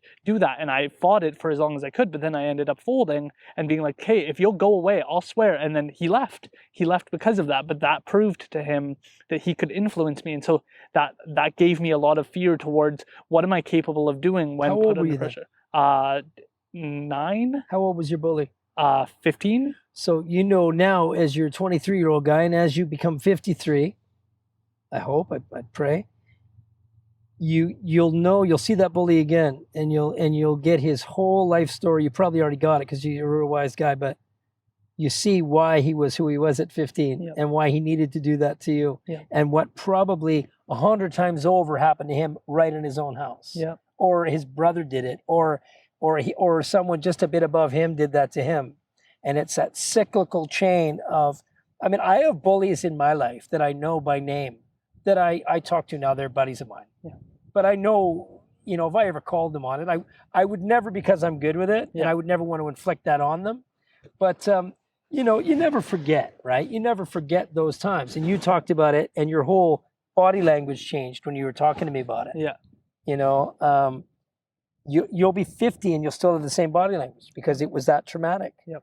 I can remember kind of and not. You speak of like the frailties within the Indigenous communities. I'm talking about me being just poor welfare family who grew up post-war. My mom was born in 1926. She was a good solid drinker by the time she was 12, 13, 14. right? She went through the wartime. Then you have all these guys coming back from war with PTSD before there was a label for it. Yeah. Just drinking, that's what you did. You smoked and you drank and you forgot and you rebuilt. But you know, they didn't diagnose PTSD. You just imagine the atrocities, right? So that's generations now of, and my mom was bulletproof. The stories I hear, she was bulletproof as a drinker. She could out drink every guy at a table, right? My family Christmas parties would be beautiful family get-togethers until 11:30 at night, when the Beauce Jour was done, when the third bottle of the, $10 Beauce Jour, the family Christmas wine, had reached its peak, and the Seagram's bottles were, you had enough stars from the empty Seagram's bottles to put around your mirror, and then the family fights, and all those old wounds would come up. And so I can remember being a kid, and again, this isn't to feel sorry for me, it's just the truth. What I remember is, I can remember going to bed and opening a window in the wintertime because there was so much smoke in the house from cigarettes that when you closed your eyes would burn. And so you open the window to get fresh air in the bedroom, and you would go to sleep to that very familiar fighting in your family. And you're half asleep, half awake, and you're anxious because is this going to end terribly? I have memories of beer bottles hitting TV sets and of family fights and in squabbling and I didn't really know my real dad, right? He left when I was very young, so to me I never had a relationship. So when he passed away, it meant nothing to me. But my mom had a boyfriend who was pretty solid through my growing up. But they would drink. My mom would antagonize. She was a strong woman. She'd press buttons. I would hear them start to fight. So by the time I was 13, 14, I was an expert at conflict assessment. I knew it was coming, and I'm sure you can relate. Yeah. You see it, and you see it in a room across a room. Yeah. You're now you and I are talking, and it's happening over there. You're like this. Yeah. It's always finding a and corner you're ready seat. to go put out that fire, because that's in you. Yeah. Yeah, I was at a Subway in downtown, the one where Bill used to have the town butcher, and it was being robbed. Ground zero. Yeah, and it was being robbed, and I was shocked that this person walked up, started yelling at the teller there, and I visited Subway all the time. That was like my safe place. Me and Jacob Coet would go there and hang out for hours, read the newspaper, catch up on current events, try and fight for the save the Paramount, do those types of things. And this person came in, stole money. You would have been like 15. Yes. And you were Save the Paramount. Yep. Wow, good for you. And so from that, the guy steals, and I chase him out the door. And I would still do that today. He goes around the corner, he turns around. I didn't know if he had a gun or not, but he turned around and he tried to point something at me, and I was terrified, but I was like, this is my home. This is my community. I'm not going anywhere. I'm going to scare you out of here so you know not to come back and do it here again, because I'll be here. And so I had the police officers kind of tease like, oh, you didn't need to do that. Like, probably not safe for you. And it's like, this is my home. This is where I come every single day. So I'll defend this. Do you know the phrase fight or flee? Yeah. Anxiety. Yeah. Everybody would know from anxiety, fight or flee, right? Yeah. So in a lot of cases, what they forget to tell you with that whole fight or flee is that you have no choice but to fight. Yeah. There's not an option to flee. Yeah. So you get trained to fight. Yeah. You don't leave a situation like that. You don't run. You're just born to be that person, right? Because you have to be. Because fleeing is not an option. You're leaving loved ones in an unsafe place, or whatever the situation is. That speaks to you 100%. Well, and that's where I get a little bit concerned, because we can call Harry Potter, the Lord of the Rings, the Avengers movies, we can call those just silly movies that are about something fun. But for me, growing up, I didn't have a dad, and I didn't have a strong understanding of what to do in those situations. So when I looked at people like Peter Parker, the character, and he stood up. He failed to stand up in the first movie with the Tobey Maguire. He failed to stand up to the person who was stealing. It wasn't his money. It wasn't his problem. But he still paid a consequence for that. His uncle died because of that. And so that story was super real to me in that moment, because it's like, what am I supposed to do? Am I going to just let this guy get away with this? They ended up catching that guy, and I had to go to court and testify for the next couple of years because of that event, because I played a role in getting that guy off the streets. He had robbed like 8 subways prior to that, and I got to help put an end to that. Now, maybe not forever, but he now knows that just because there's a 13-year-old in the store doesn't mean he gets to get away with it. I pray for you that as you move through the court system in your law career, and I pray that you don't get jaded by this, and we're going off my subject now. I'm going to interview you for a sec, but I pray that you don't get lost in the process, in the wheels, and just get so tired of seeing the end the way you want to see it. But the system, you can't get off that wheel. Yep. And I hope that guys like you at your age, that there's a mass of you that can really make change and be on the right side of stopping that wheel. One of my biggest frustrations is I can't have Crown on here. Because Crown Council, I got to work very closely with and talk about people with hearts in the right place and mindsets in the right point of view to get things done, because these people would come to me and they viewed me as their greatest resource, a native court worker. To me, when I started the position, I was like, these people are going to push me to the side. They're going to schedule meetings 2 months later when they have the time. But these people were like, where's Aaron? We need Aaron in here. Why don't we have Aaron in this room? Because I'm the guy who knows what the resources are. I'm the person getting these people set up with counseling. I'm the one following up with their counselors to get the letter saying they've attended 10 successful sessions. And that's what Crown wanted to see more than anything else that I could provide, was just evidence that these people were putting their best foot forward. Let me ask you a question. How did the people that went through the 10 consecutive courses, how did they see you? They looked at me really positively because I was able to share. Because you were genuine. And because I think because I was a native court worker working with Indigenous people, I would have the judge say things like, hey, look at Mr. Pete here. He's here. You can be more like Mr. Pete. But you weren't entitled. No. You weren't entitled Indigenous. You weren't, and let's face it. I mean, I don't care where you came from. If you're poor, you're poor. Yep. And if you've seen stuff, you've seen stuff. Yep. And when you give that to people, they know. That's my biggest fear around getting too focused on one community. Like, I love 718.2E of the criminal code because it says, with a special understanding of Indigenous people. When it comes to sentencing, we look at people's story, what they've been through, with a special consideration of Indigenous issues.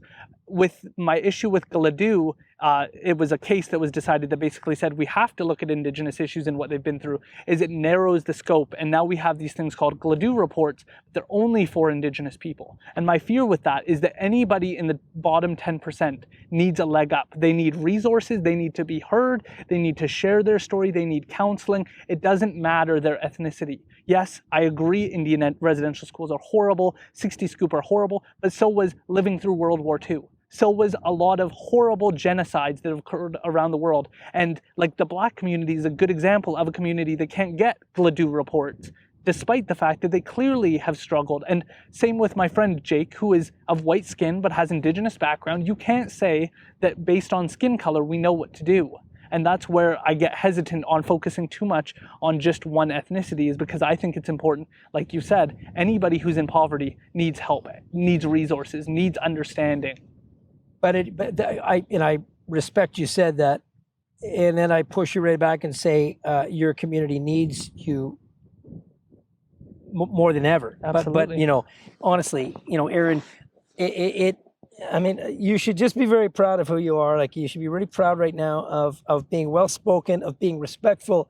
The one thing that I watched in your podcasts with the last few that I've watched, and actually more listened to.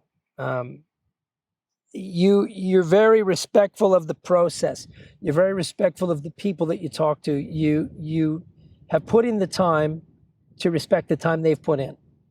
And that's important. That's the most important thing, not just as this podcast, but as a human being, to really listen and to really give the space to receive, right? And then to not necessarily have an answer or an offer. One of my biggest flaws is I always feel like I have to have an answer for everything. I always have to have an answer. It's got to be a fix.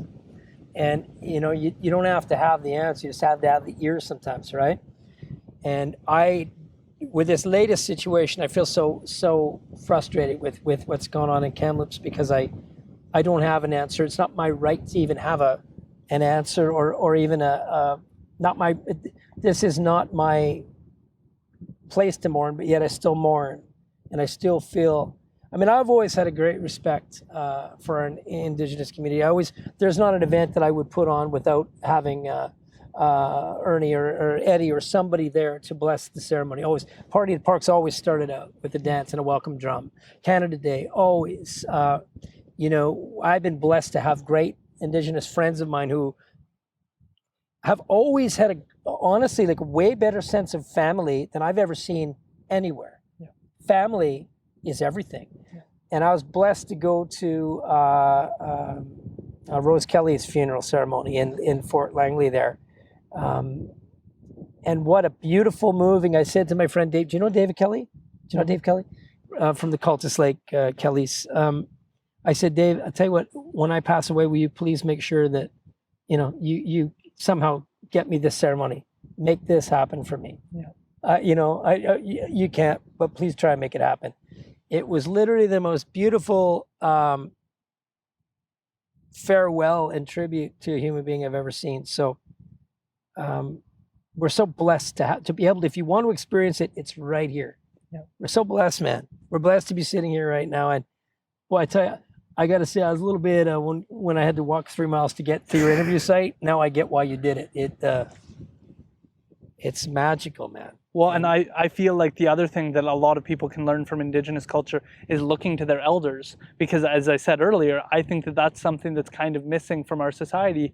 We're losing so many people who've seen the Great Recession, World War II. We're losing these people who can give us an understanding of what hell actually looks like, what having literally no access to any food whatsoever is actually like. And for Indigenous people, I've seen people who have been homeless for a very long time still look at their elders and say, yes, like I understand. And it's like, wow, this transcends your circumstance. You're not like, well, I'm broke, so I'm gonna not care what people think anymore. They still have that, and that's where they might not respect anything around them except that, because that is in the blood. Yeah. And that's what I've seen over and over again. Yeah.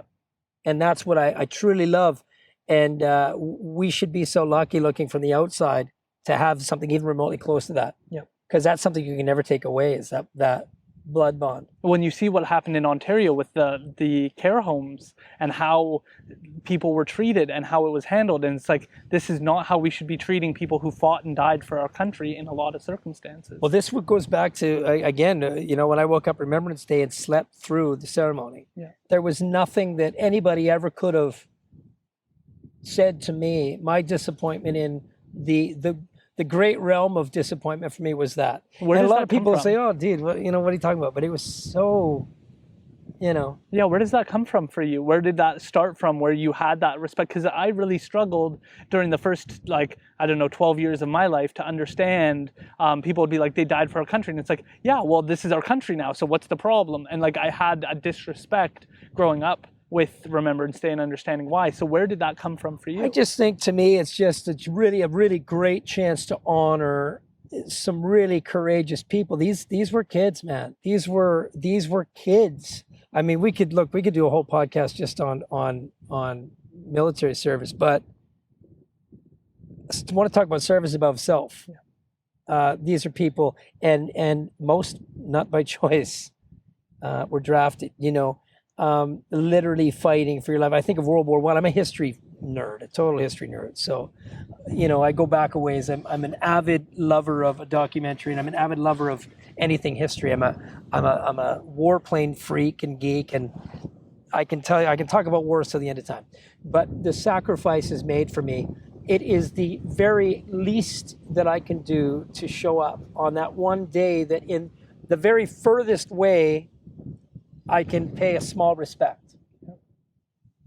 It means the world to me, and I know that to those old veterans that are still there, just hanging on, like the Harold Thorpes, who lives in my wife's, he's 94, was in Africa fighting. I know that he loves every minute of somebody paying respect. Yeah. It has to be there. It has to. And those stories need to be told. And I'm wondering now, going back to you again, have you been interviewing any of your elders? Or are you going to do that as a series? Or? That is part of the plan. Yes, Good. I'm working on having multiple different Indigenous. You'd be a great. Yeah, I've had David Jimmy on, but I do have a whole list of people I'd like to have on in that area. I love you. Look at Dave like an elder.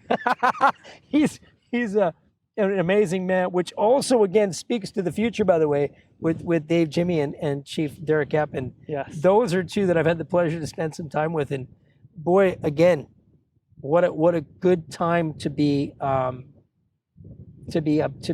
have those relations with those beautiful people. And they're powerful and smart and friendly and open. Yeah. You know, it's just, again, it speaks to the time we're in here in Chilliwack. We can keep coming back to say what you want about our little community, but boy, I tell you, so many good things going for it with the people, the rebar in the ground, the people that not just that have been here a long time, but that have moved here and that are making a difference immediately. We're pretty blessed here, man.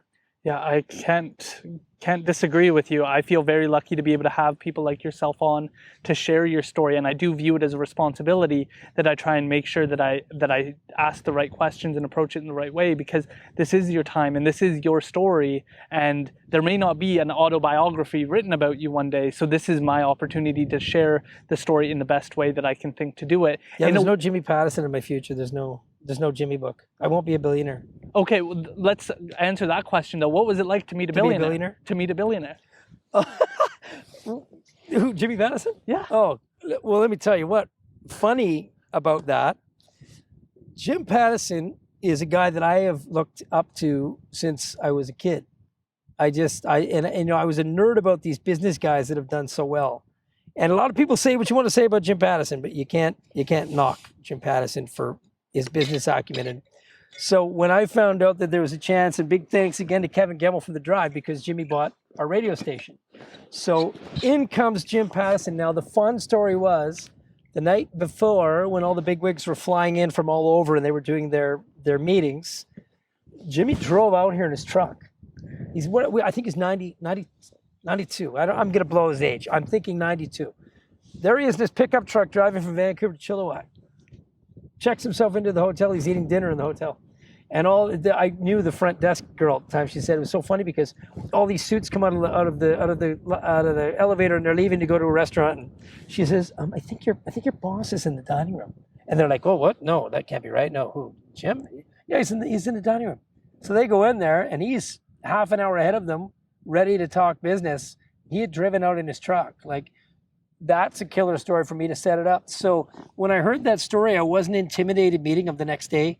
He literally was just like meeting your neighbor who was going to ask you about the flower food you're using for your flowers. Yeah. Like, he was literally that down to earth. And he's a great man because he wanted to hear your story. He knew that you valued, I don't even know how to explain it. I think that he's just so good with people being starstruck around him a bit. So he just took it in. He threw the question out to me and let me talk and didn't interrupt and just took it in. And I knew I was only going to get a few minutes with him, and he let me have those few minutes. But the fun part for me was talking to our former premier, Glenn Clark, who he's Jimmy's second in command there. And Glenn was a pleasure to talk to because I got to tell Glenn about my business model for the radio show, which is how we worked out this business model about how I get paid for my advertisers.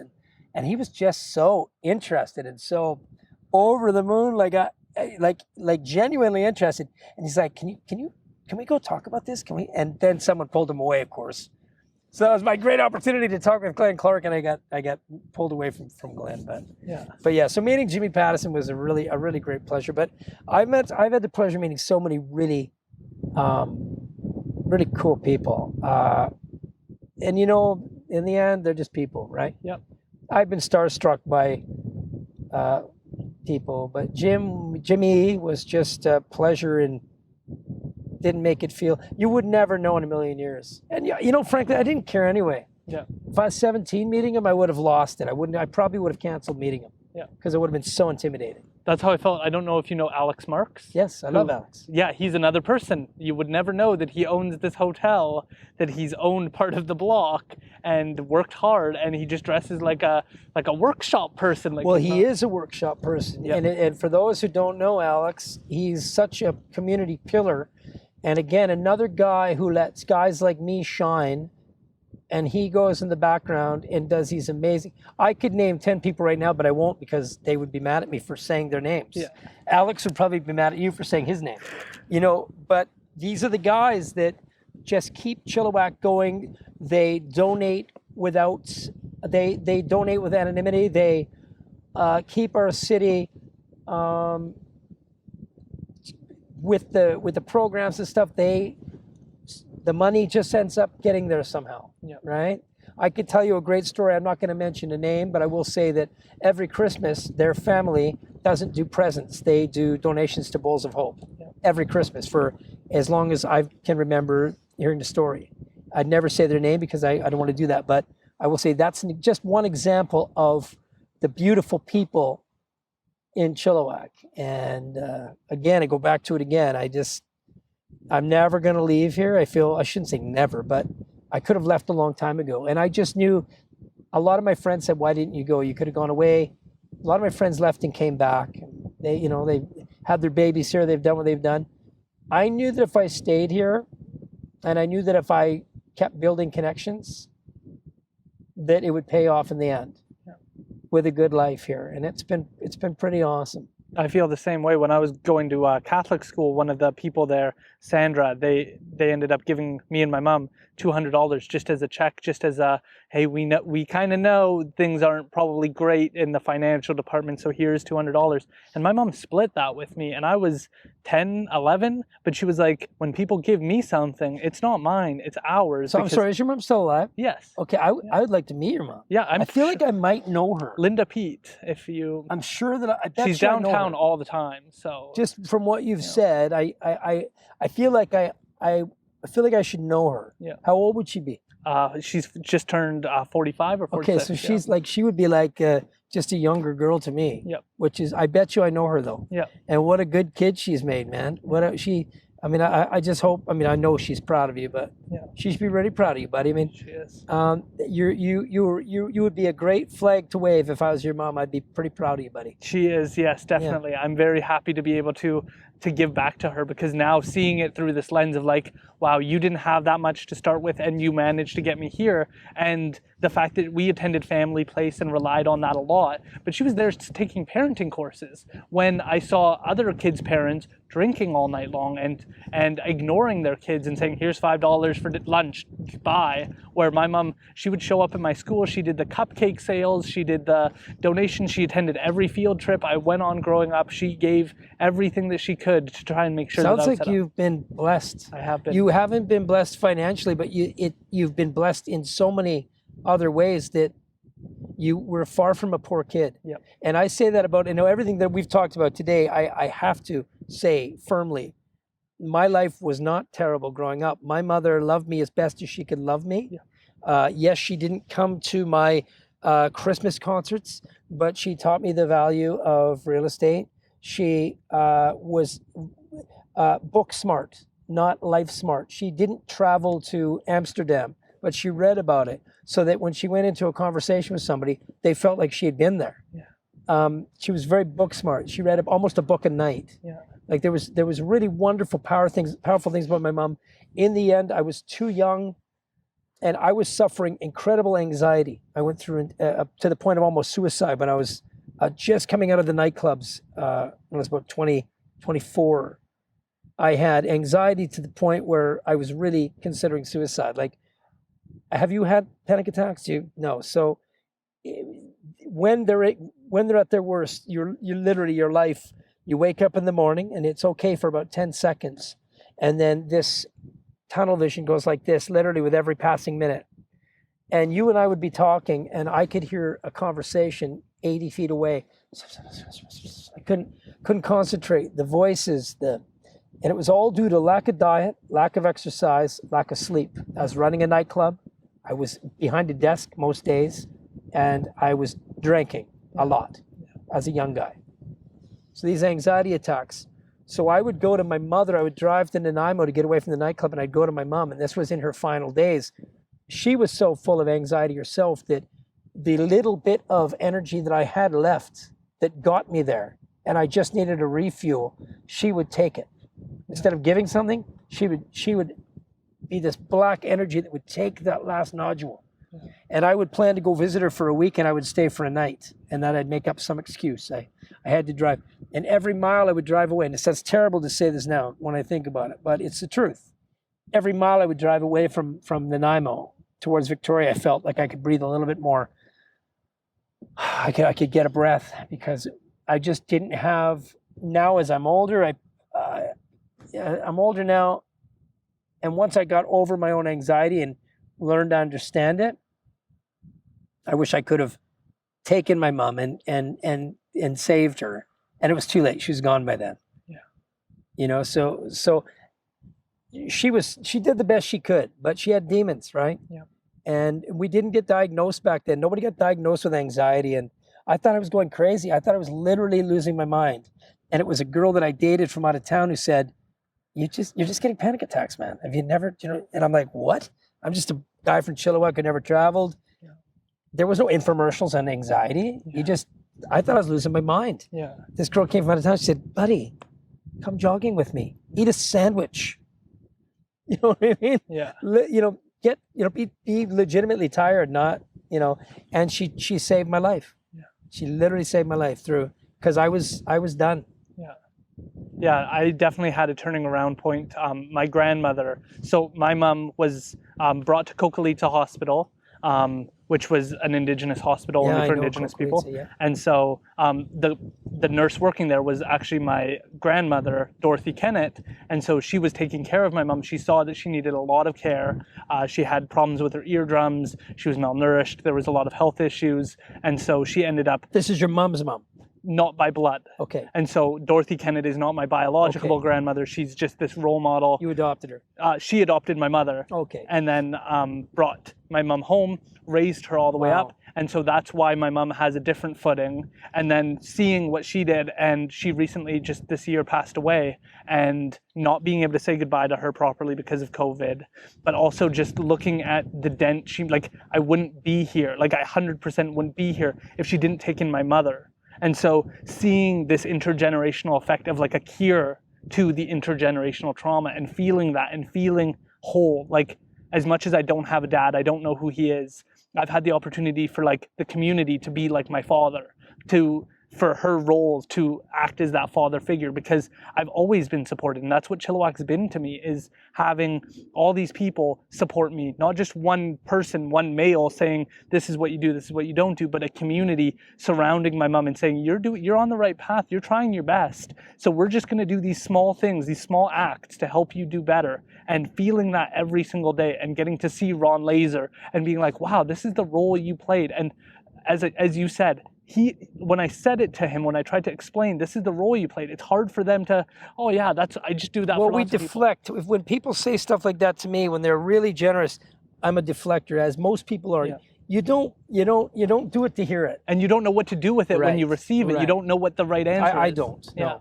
And I see why Ron was. Yeah, and so, but feeling that community what's led to this is because it's I think that this is more likely to reach my Indigenous community because they don't read as much as other communities do. And so I believe a podcast is one of the ways to get your story to the communities that could actually benefit from the story, from hearing what you went through and hearing what other people went through, because we are an oral tradition. So why not take advantage of the fact that podcasts are orally done and through spoken word?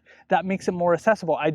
For law school, I did research on freedom of speech and what that actually means. And one of the tools of speech is the ability to communicate your thoughts in a clear way. And that's where I think social media does us a disservice, is because it doesn't it confuses truth and It's popularity. a lot of white noise. Yeah, and so this ability Literally. to have a long conversation and have someone share a story and give that to my community and try and bring this back to the people who could actually go, you know what, I was struggling with that, and that I really resonate with that. So yeah, you know what, I want to hear what he says next. I want to be able to offer that to people in a way that they can consume. But I should be interviewing you. I know you should really do it bigger than me, where somebody interviews you. Here's why I think that. You're a powerful example of the flower in the grass that can come from all of that terrible past. That even though you're literally 2 generations from that there's still that pillar of I'm still here, yeah. and I'm still going to be positive, and I'm still going to do everything I can to make a difference, yeah. and I'm going to bring everybody up around me that I can until I run out of strength. Yeah. And then I'll just find more strength and do it again. Yeah. But your story needs to be told. In a time when a lot of people are mourning right now, and I'm seeing a lot of stories, and I'm really trying to do as much research as I can right now. Yeah. I did a lot of this reading a long time ago when it was reading. Yeah. Now I'm trying to find all these documentaries, as many as I can, to really educate myself on what's going on and what's happened, and remember, and you know, just try to be a better person in that respect. To be respectful of what's around me, so I don't misinterpret it or I don't cause pain by anything I do. My heart's in the right place, but with you, I think someone should interview you and say, listen, this is a shining example of someone who has knowledge of their past, who is grateful for the fact, and who is appreciative of the fact that you might not be here, had something, the slightest thing, the slightest limb in the tree broke, we wouldn't be having this conversation. So I think you need to speak as a voice, even at your age. You need to be a beacon of hope. I think that you'll inspire as much as, and I appreciate what you're saying, that our conversation what I say might inspire somebody. What you say has so much more meaning in your community because it's tangible, it's real, and you're living proof that things can get better if you grab the ball. That is what my hope is, and that's part of the motivation of going to law school and trying to complete that, is because I'm the first of my community to attend law school, and that's a big accomplishment for the 600 members, and knowing that I can go back there, and I'm working with Alpine Legal Services, and Chanel Prasad, who's running that, works out of the co-work space. He's like, I don't need the big fancy office, I don't need a name on a wall, I'm here to do good work for the community, and it's such a pleasure to be able to work with him because he's teaching me wills and estates, business law, and real estate law, which can help the community because we don't have these types of things. I really want to do a mini series on how to start a business with Nina Zektis, who runs Luna Float, with Tim McAlpine, who runs Co-work, and other people like Chanel Prasad, who's a lawyer, who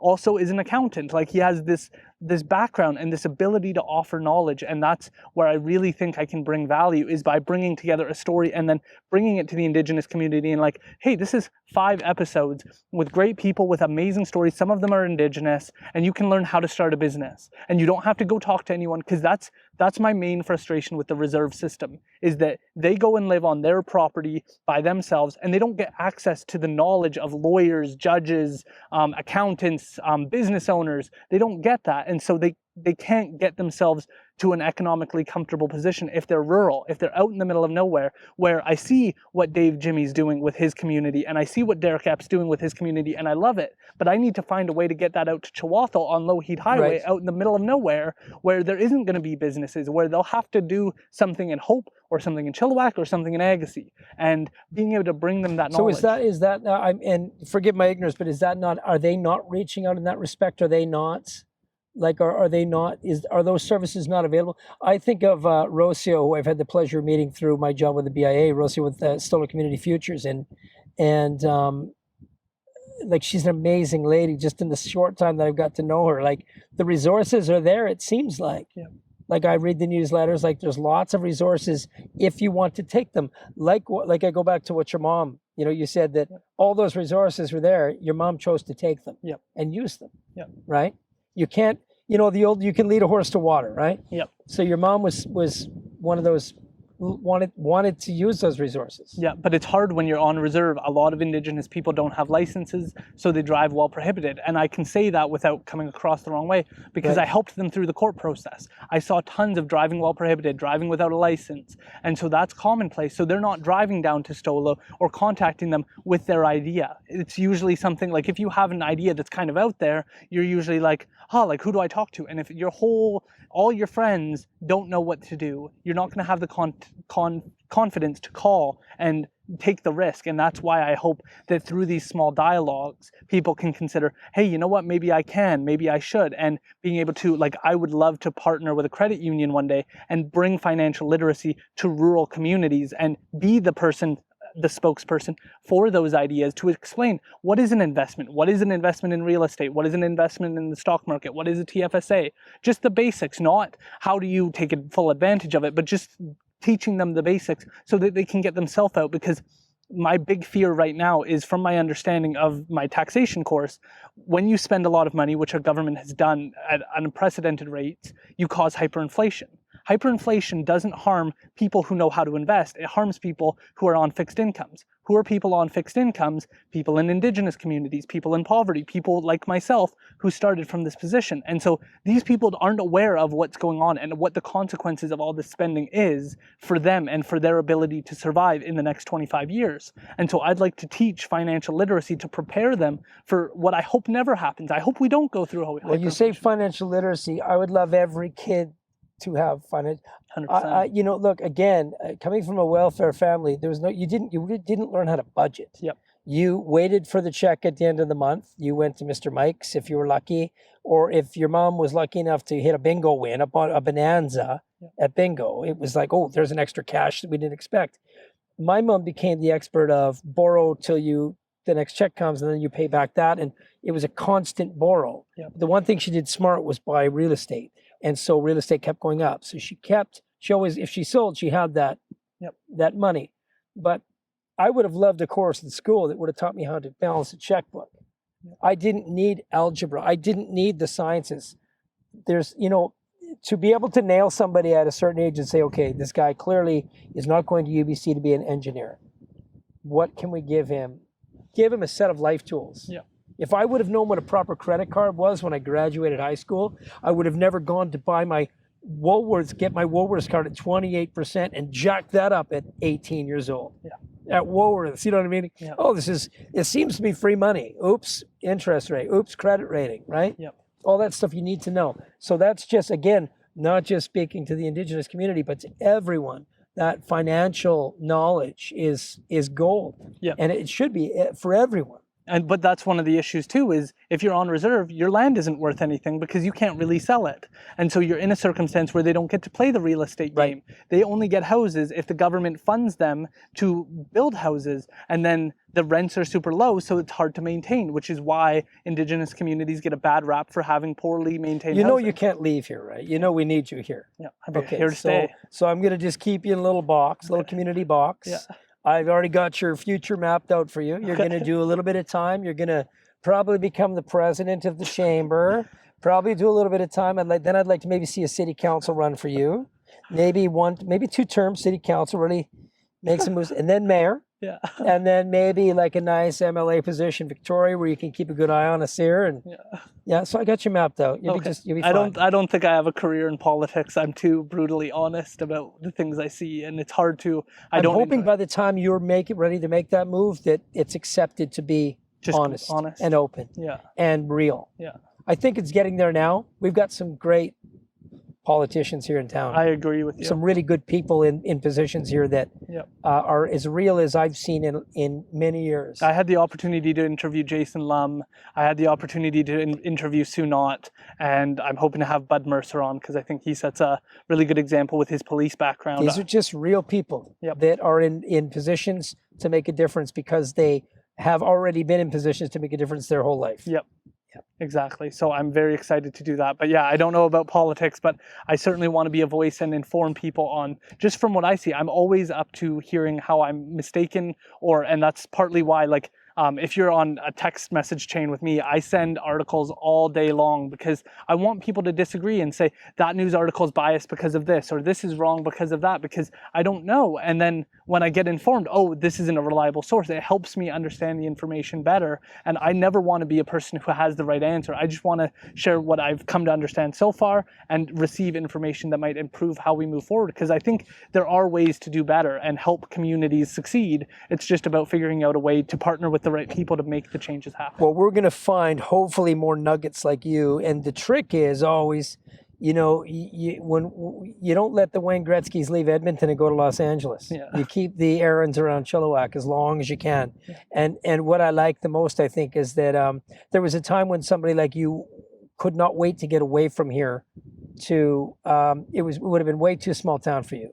Would have been way too, just frankly, not ready for you.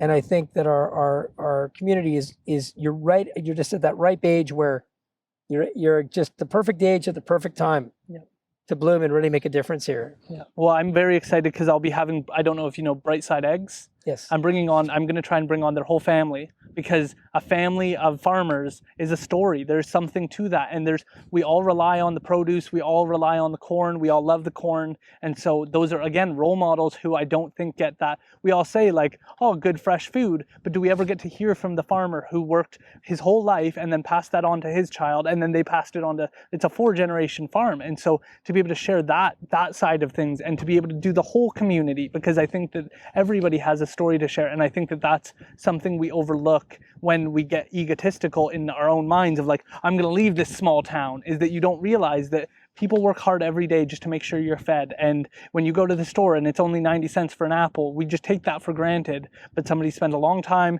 making sure that all the trees were taken care of, chose the best apples so that you were happy with your purchase. And it's in the blood. Yep. There comes a time now, I'm finding with some of my farmer friends in the generations that, you know, the kids, the generation now is like, no, I'm good. You know, I'm good. This isn't for me. Yep. There's so many opportunities out there. And so I think that a lot of people who maybe weren't farmers before are becoming farmers. Like the whole organic side of things is coming around right now. Yeah. And I think you're finding entrepreneurs who have turned to that way of life, who are finding that now. Like, I don't know, there's so much organic goodness, even in the brew pubs, like in every way, like that really good, that organic entrepreneurial spirit is alive and well. And we're seeing a lot of it here. I think Bill is a good example of that, because you look at his store, you look at all the products he carries that he doesn't make. All locally sourced. Exactly. Giving these other people an opportunity to be displayed. And for those people who put in work into the bar of soap, or for the popcorn, or for the pie, that's their everything. That's what they've been working on in the background. And so to have it displayed in a business and to hit that point is a real accomplishment. That's the big time. And you know, one thing I'll say about Bill, there's a guy who could have literally the worst day ever, and you would never know in a million years the guy's having the worst day. Yeah. Me, I can't hide it. If I'm having a bad day, it's out there. You know, I try to bury it, but Bill's a guy every day. You'd never know that something was phasing him in any way. Yep. He just always pushes the positive. Yep. And he puts in a lot of work, just like yourself, to try and bring awareness to local things. He's doing something to make a list of all the places that you can donate to. Yeah. I don't remember what that's called, but he's bringing that about. Well, there's going to be, there's going to be a web hub. There's a few web hubs coming up. I know that I'm also on the Chilliwack Economic Recovery Network, and there is a website coming together for that, which will have employment resources, one big hub of employment resources. Bill is putting together, I think, and I might be wrong, but maybe with around Chilliwack, I don't know, but a resource hub. I don't know. Is it already out? Maybe. I'm not sure. I don't think so. I think that they were just planning on it. Well, that's just what he does, man. That's what he does. It's, again, you know, if you've got guys like me who are like lifelong circus carnies who just see an opportunity and want to kind of, oh, there's a piece of land, we could do something with this, or we can put an event together here. We can, and you use all those years of event training and you use all those years of stuff to do good. You take all the tools from the shed and you sharpen up the right ones and you make something happen. Yeah. And nowadays you just, everything you do for good. and you make it for a cause. That's probably the greatest part of you taking on this role, is that you have all this network, but you're also a person who just seems to want to get things done. And there's no bureaucratic, oh, and then we need to make it the perfect plan. There's just this energy of like, let's just do it. Let's just get a camera. Let's start rolling and let's start. How can we get her done? And, you know, we have a mayor right now who thinks along those same lines. Obviously, we have to follow the bureaucratic process to a degree, but there is a lot of that. And there is a lot of willingness for somebody like myself. Like I said, I've been given pretty loose ropes. Obviously, I have to stay within the parameters of, you know, whatever, but they've given me a pretty wide open scope to make a difference. And they knew what they were getting. Like, as a 53-year-old guy coming in, I wasn't a 35-year-old fresh from BIA school guy. I'm a guy who just literally I promise you, I don't fit the BIA mold in any way. But what was needed at this time was someone to cultivate the relationships, someone to bring unity, and someone to who has a genuine love and a passion for the success of downtown. I have no skin in the game. I don't own a business downtown. There's no favorites. I just want everybody to succeed. And that's as honest as I could say it. And I think that the merchants feel that already in the short time I've been there, if they don't know me. If they do know me, they knew it before I got the job. Well, I think that we should all be very grateful, because I think that you bring a lot of value beyond just the circus and the energy. I think that you're an honest person who's really trying to raise up the community in the best way possible and to pull the next generation up. And I think that that is something we need to recognize, but we also need to look to you for the knowledge of what didn't work, what does work, how do we approach this better, how do we do this more effectively. And I think that you're setting a huge example for all of us to look to and to know that there are people who have made it. And I think that is the circumstance you're in. Well, I really appreciate you, Aaron. And this has been for me, it's really, I feel like it's like I went to confessional or something. I feel like I've gotten to, this was a good forum for me to talk on. I mean, I've been offered to talk on a few of them, and the subject matter for which we're talking about, I think, fits. And it was a good time. I didn't go on Facebook day one of my sobriety, or even after a year. I thought about doing it after a year, because I really thought if it affected one person, if one person saw that dude was a wild party and he quit, I can do it. You know what I mean? And I think I'm just in a good place right now. So the opportunity to do this with you has been I'm really grateful for it. And I'm grateful for you letting me share. And anybody listening to this 9-hour nugget, I hope that you can mine one little gem out of it, because it's important that we really do look out for each other. And it's important to really put the rebar on the ground, do the work on yourself. And I am far from completed, but I have a good start at 53. And I'm just going to keep on digging, man. And I'm just going to keep on searching for the same stuff you're searching for.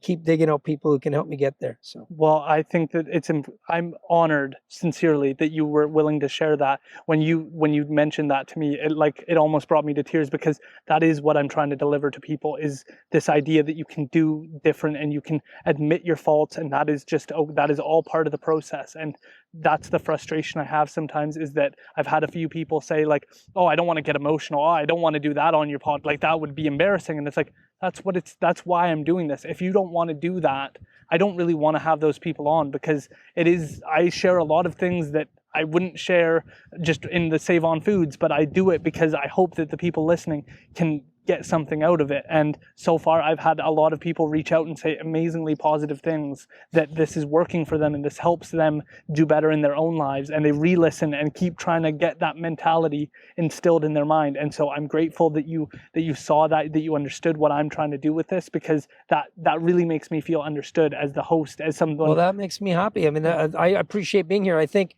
more than anything, people need to also take away that words are so powerful. Words are so powerful. The smallest tear that you put in somebody at a young age is never forgotten.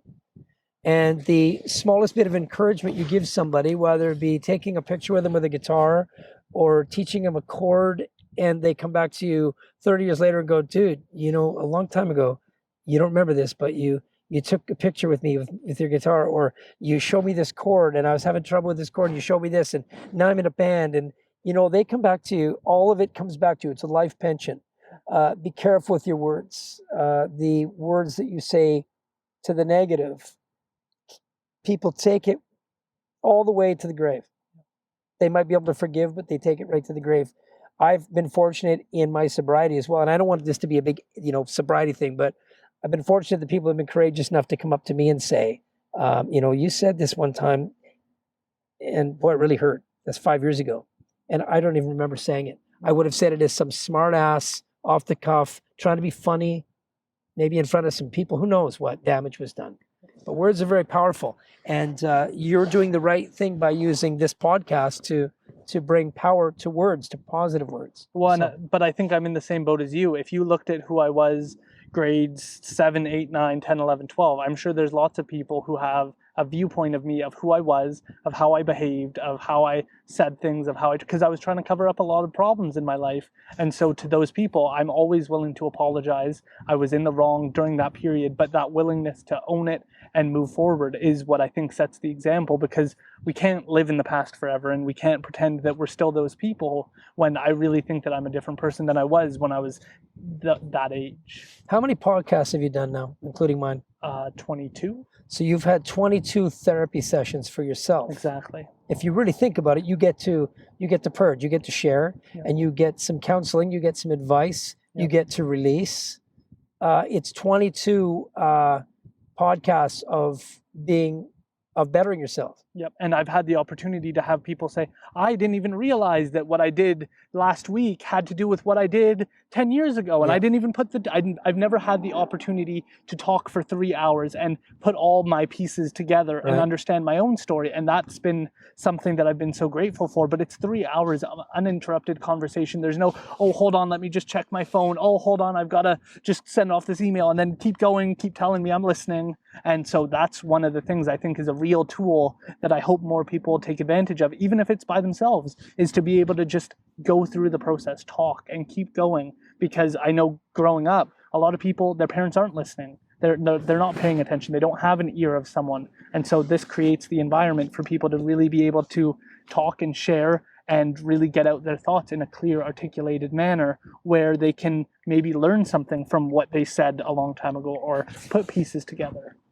I try to walk every night after work. I try to walk, and I most times will put a podcast on when I'm walking. Jackson Brown or a podcast. But, for me, these are the best times to really, there's never been a better time to explore the human condition, and to really, if you want it, all the resources are there to make you a better person. They really are. You have to mine them and go get them. But the days of the talking book, the cassette talking book, it's as simple now as on your phone with your headphones. You can learn anything. You can be a better person. You can. There's just never been a better time to mine yourself and to find out how to make yourself better.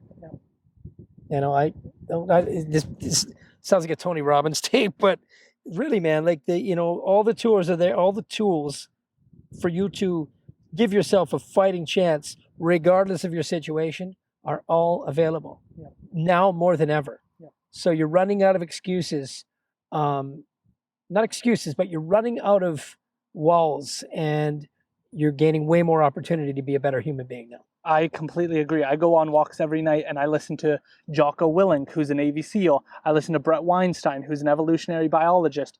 I listen to Jordan Peterson, who's a psychologist. I listen to all these different peoples, Joe Rogan, who are able to offer little different bits of ideas and approaches. And I've brought them all together, all these different styles of podcasts, to do what I wanted to do something that reflected my past. But this opportunity to be able to listen to an evolutionary biologist explain things, I never thought I would have the opportunity. And making information more accessible is, I think, a real gift that podcasts have given. And they create this new space for learning from people like yourself, and learning from people you would, like in a crowd, if I saw you, I'd be like, oh, what would it be like to have lunch with Trevor McDonald and get to hear his thoughts on things? And I don't think many people are. I think you underestimate how many people go to your venues, see you, and go, oh. I don't say that disrespectfully. I appreciate the sentiment. I'm being funny. I think that I can think of a few more people to to line up for first. But I But if appreciate you're an that. artist and you want to learn about how you got there, people in the audience are like, how do I get a hold of this? How do I become like this person? And But that's you know, where I the never really struggle is. got there. I mean, you know, honestly, I wrote one CD in 2000 that went plastic. It sold 5 copies across Canada, and most of them were, I think, to my family. You know, I never was going to be that guy. I was going to be the guy who needed some form of, because I didn't have the control as a kid. I needed and I think that's why I was so quick to grab a house and never let it go. I needed stability. So I was never going to go on the road as a rock star and go across Canada in an old van and have those stories. But I would always have the financial stability of home. And I think that's what Chilliwack gave me, is that what I didn't have maybe as a younger kid, Chilliwack has given me that rebar, that, you know, and I've traveled a ton since then. I've had a great life, but you need that rebar. Everybody needs a grounding rod. You need roots. Yeah. Whether you have to go away and then come back and find them, you do need roots. But I think you did make it because, yeah, you might not have sold the copies, but you have the respect of your city. And when I think of, like, a lot of this podcast is based on Big Sean because he's one of my role models. Somebody who his family started from nothing, his mom started from nothing, and they worked themselves out. And he made a song called Bigger Than Me. And that song is about how I wondered how you named the podcast. Yeah, that song is about how he made all the money he wanted to make and still felt completely empty inside, and realized that what he's doing here is bigger than him. It's about giving motivation. And so if you look at a lot of his songs, they're like, go make it, go make the money, go be successful, go support your community. And he represents Detroit every chance he gets. He represents his community and where he started from. And he has a song called I'm Gonna Die in the City. Like, this is my home, this is what it's about, and this is for me. And to me, you're doing the same thing. It's the same message he has. It's just a different community. It's Chilliwack. It's not Detroit. It's here. And it's that same, I'm going to be here till the end, and I'm going to be representing my community to the best of my ability till the very end. I would just get bigger with it. I know I can tell you for an honest fact that if I ever won the $80 million or the whatever $1 million, or if I ever was in a position to be a world-renowned act of some type, I would always be this same person. I would just do it on a bigger scale. Yeah. Like, it would be a bigger Chilliwack. There'd be a bigger sense. There'd be bigger charities to work with. Yeah. You know, so that's kind of instilled in the roots, right? That's that whole thing of, but I've also been blessed with the payback of doing those good things, like instant. Like, I'm a guy, like, I would sooner paint a room because I can see instant results. Like with these charities, when we do work locally, you see instant results, instant, and that to me is it's tangible win there, right? So I've been fortunate to be around that. So then you just it's addicting, right? Goes back to your addictive personality. You want to keep giving because it feels good. This is call and response, you know? Yeah. And once people start getting into the habit that, oh, there's Trevor McDonald, he probably wants money, then it's not a bad place to be, especially when they know that it's probably going to go to a really good, a good place, right? Yeah. Yeah. I completely agree. Well, we just did 3 hours. That's amazing. Thank you so much for taking the time. I'm really grateful to have been able to record this. I was very nervous I wouldn't be able to get you on, so I'm very. Well, I'm honored to be here. I honestly I saw who you already had, and I was quite flattered that I could be a part of the list of people. So I think what you do is really, really important and really positive. And I would push again, and I hope that people hearing this maybe would write into you and really get you to be in the interview chair and share that, especially now more than ever. Share your experiences and where you're going in a positive light. I think it's important. I think everybody needs to hear that right now more than ever. Okay. Well, thank you very much. Cheers, buddy. Thanks, man.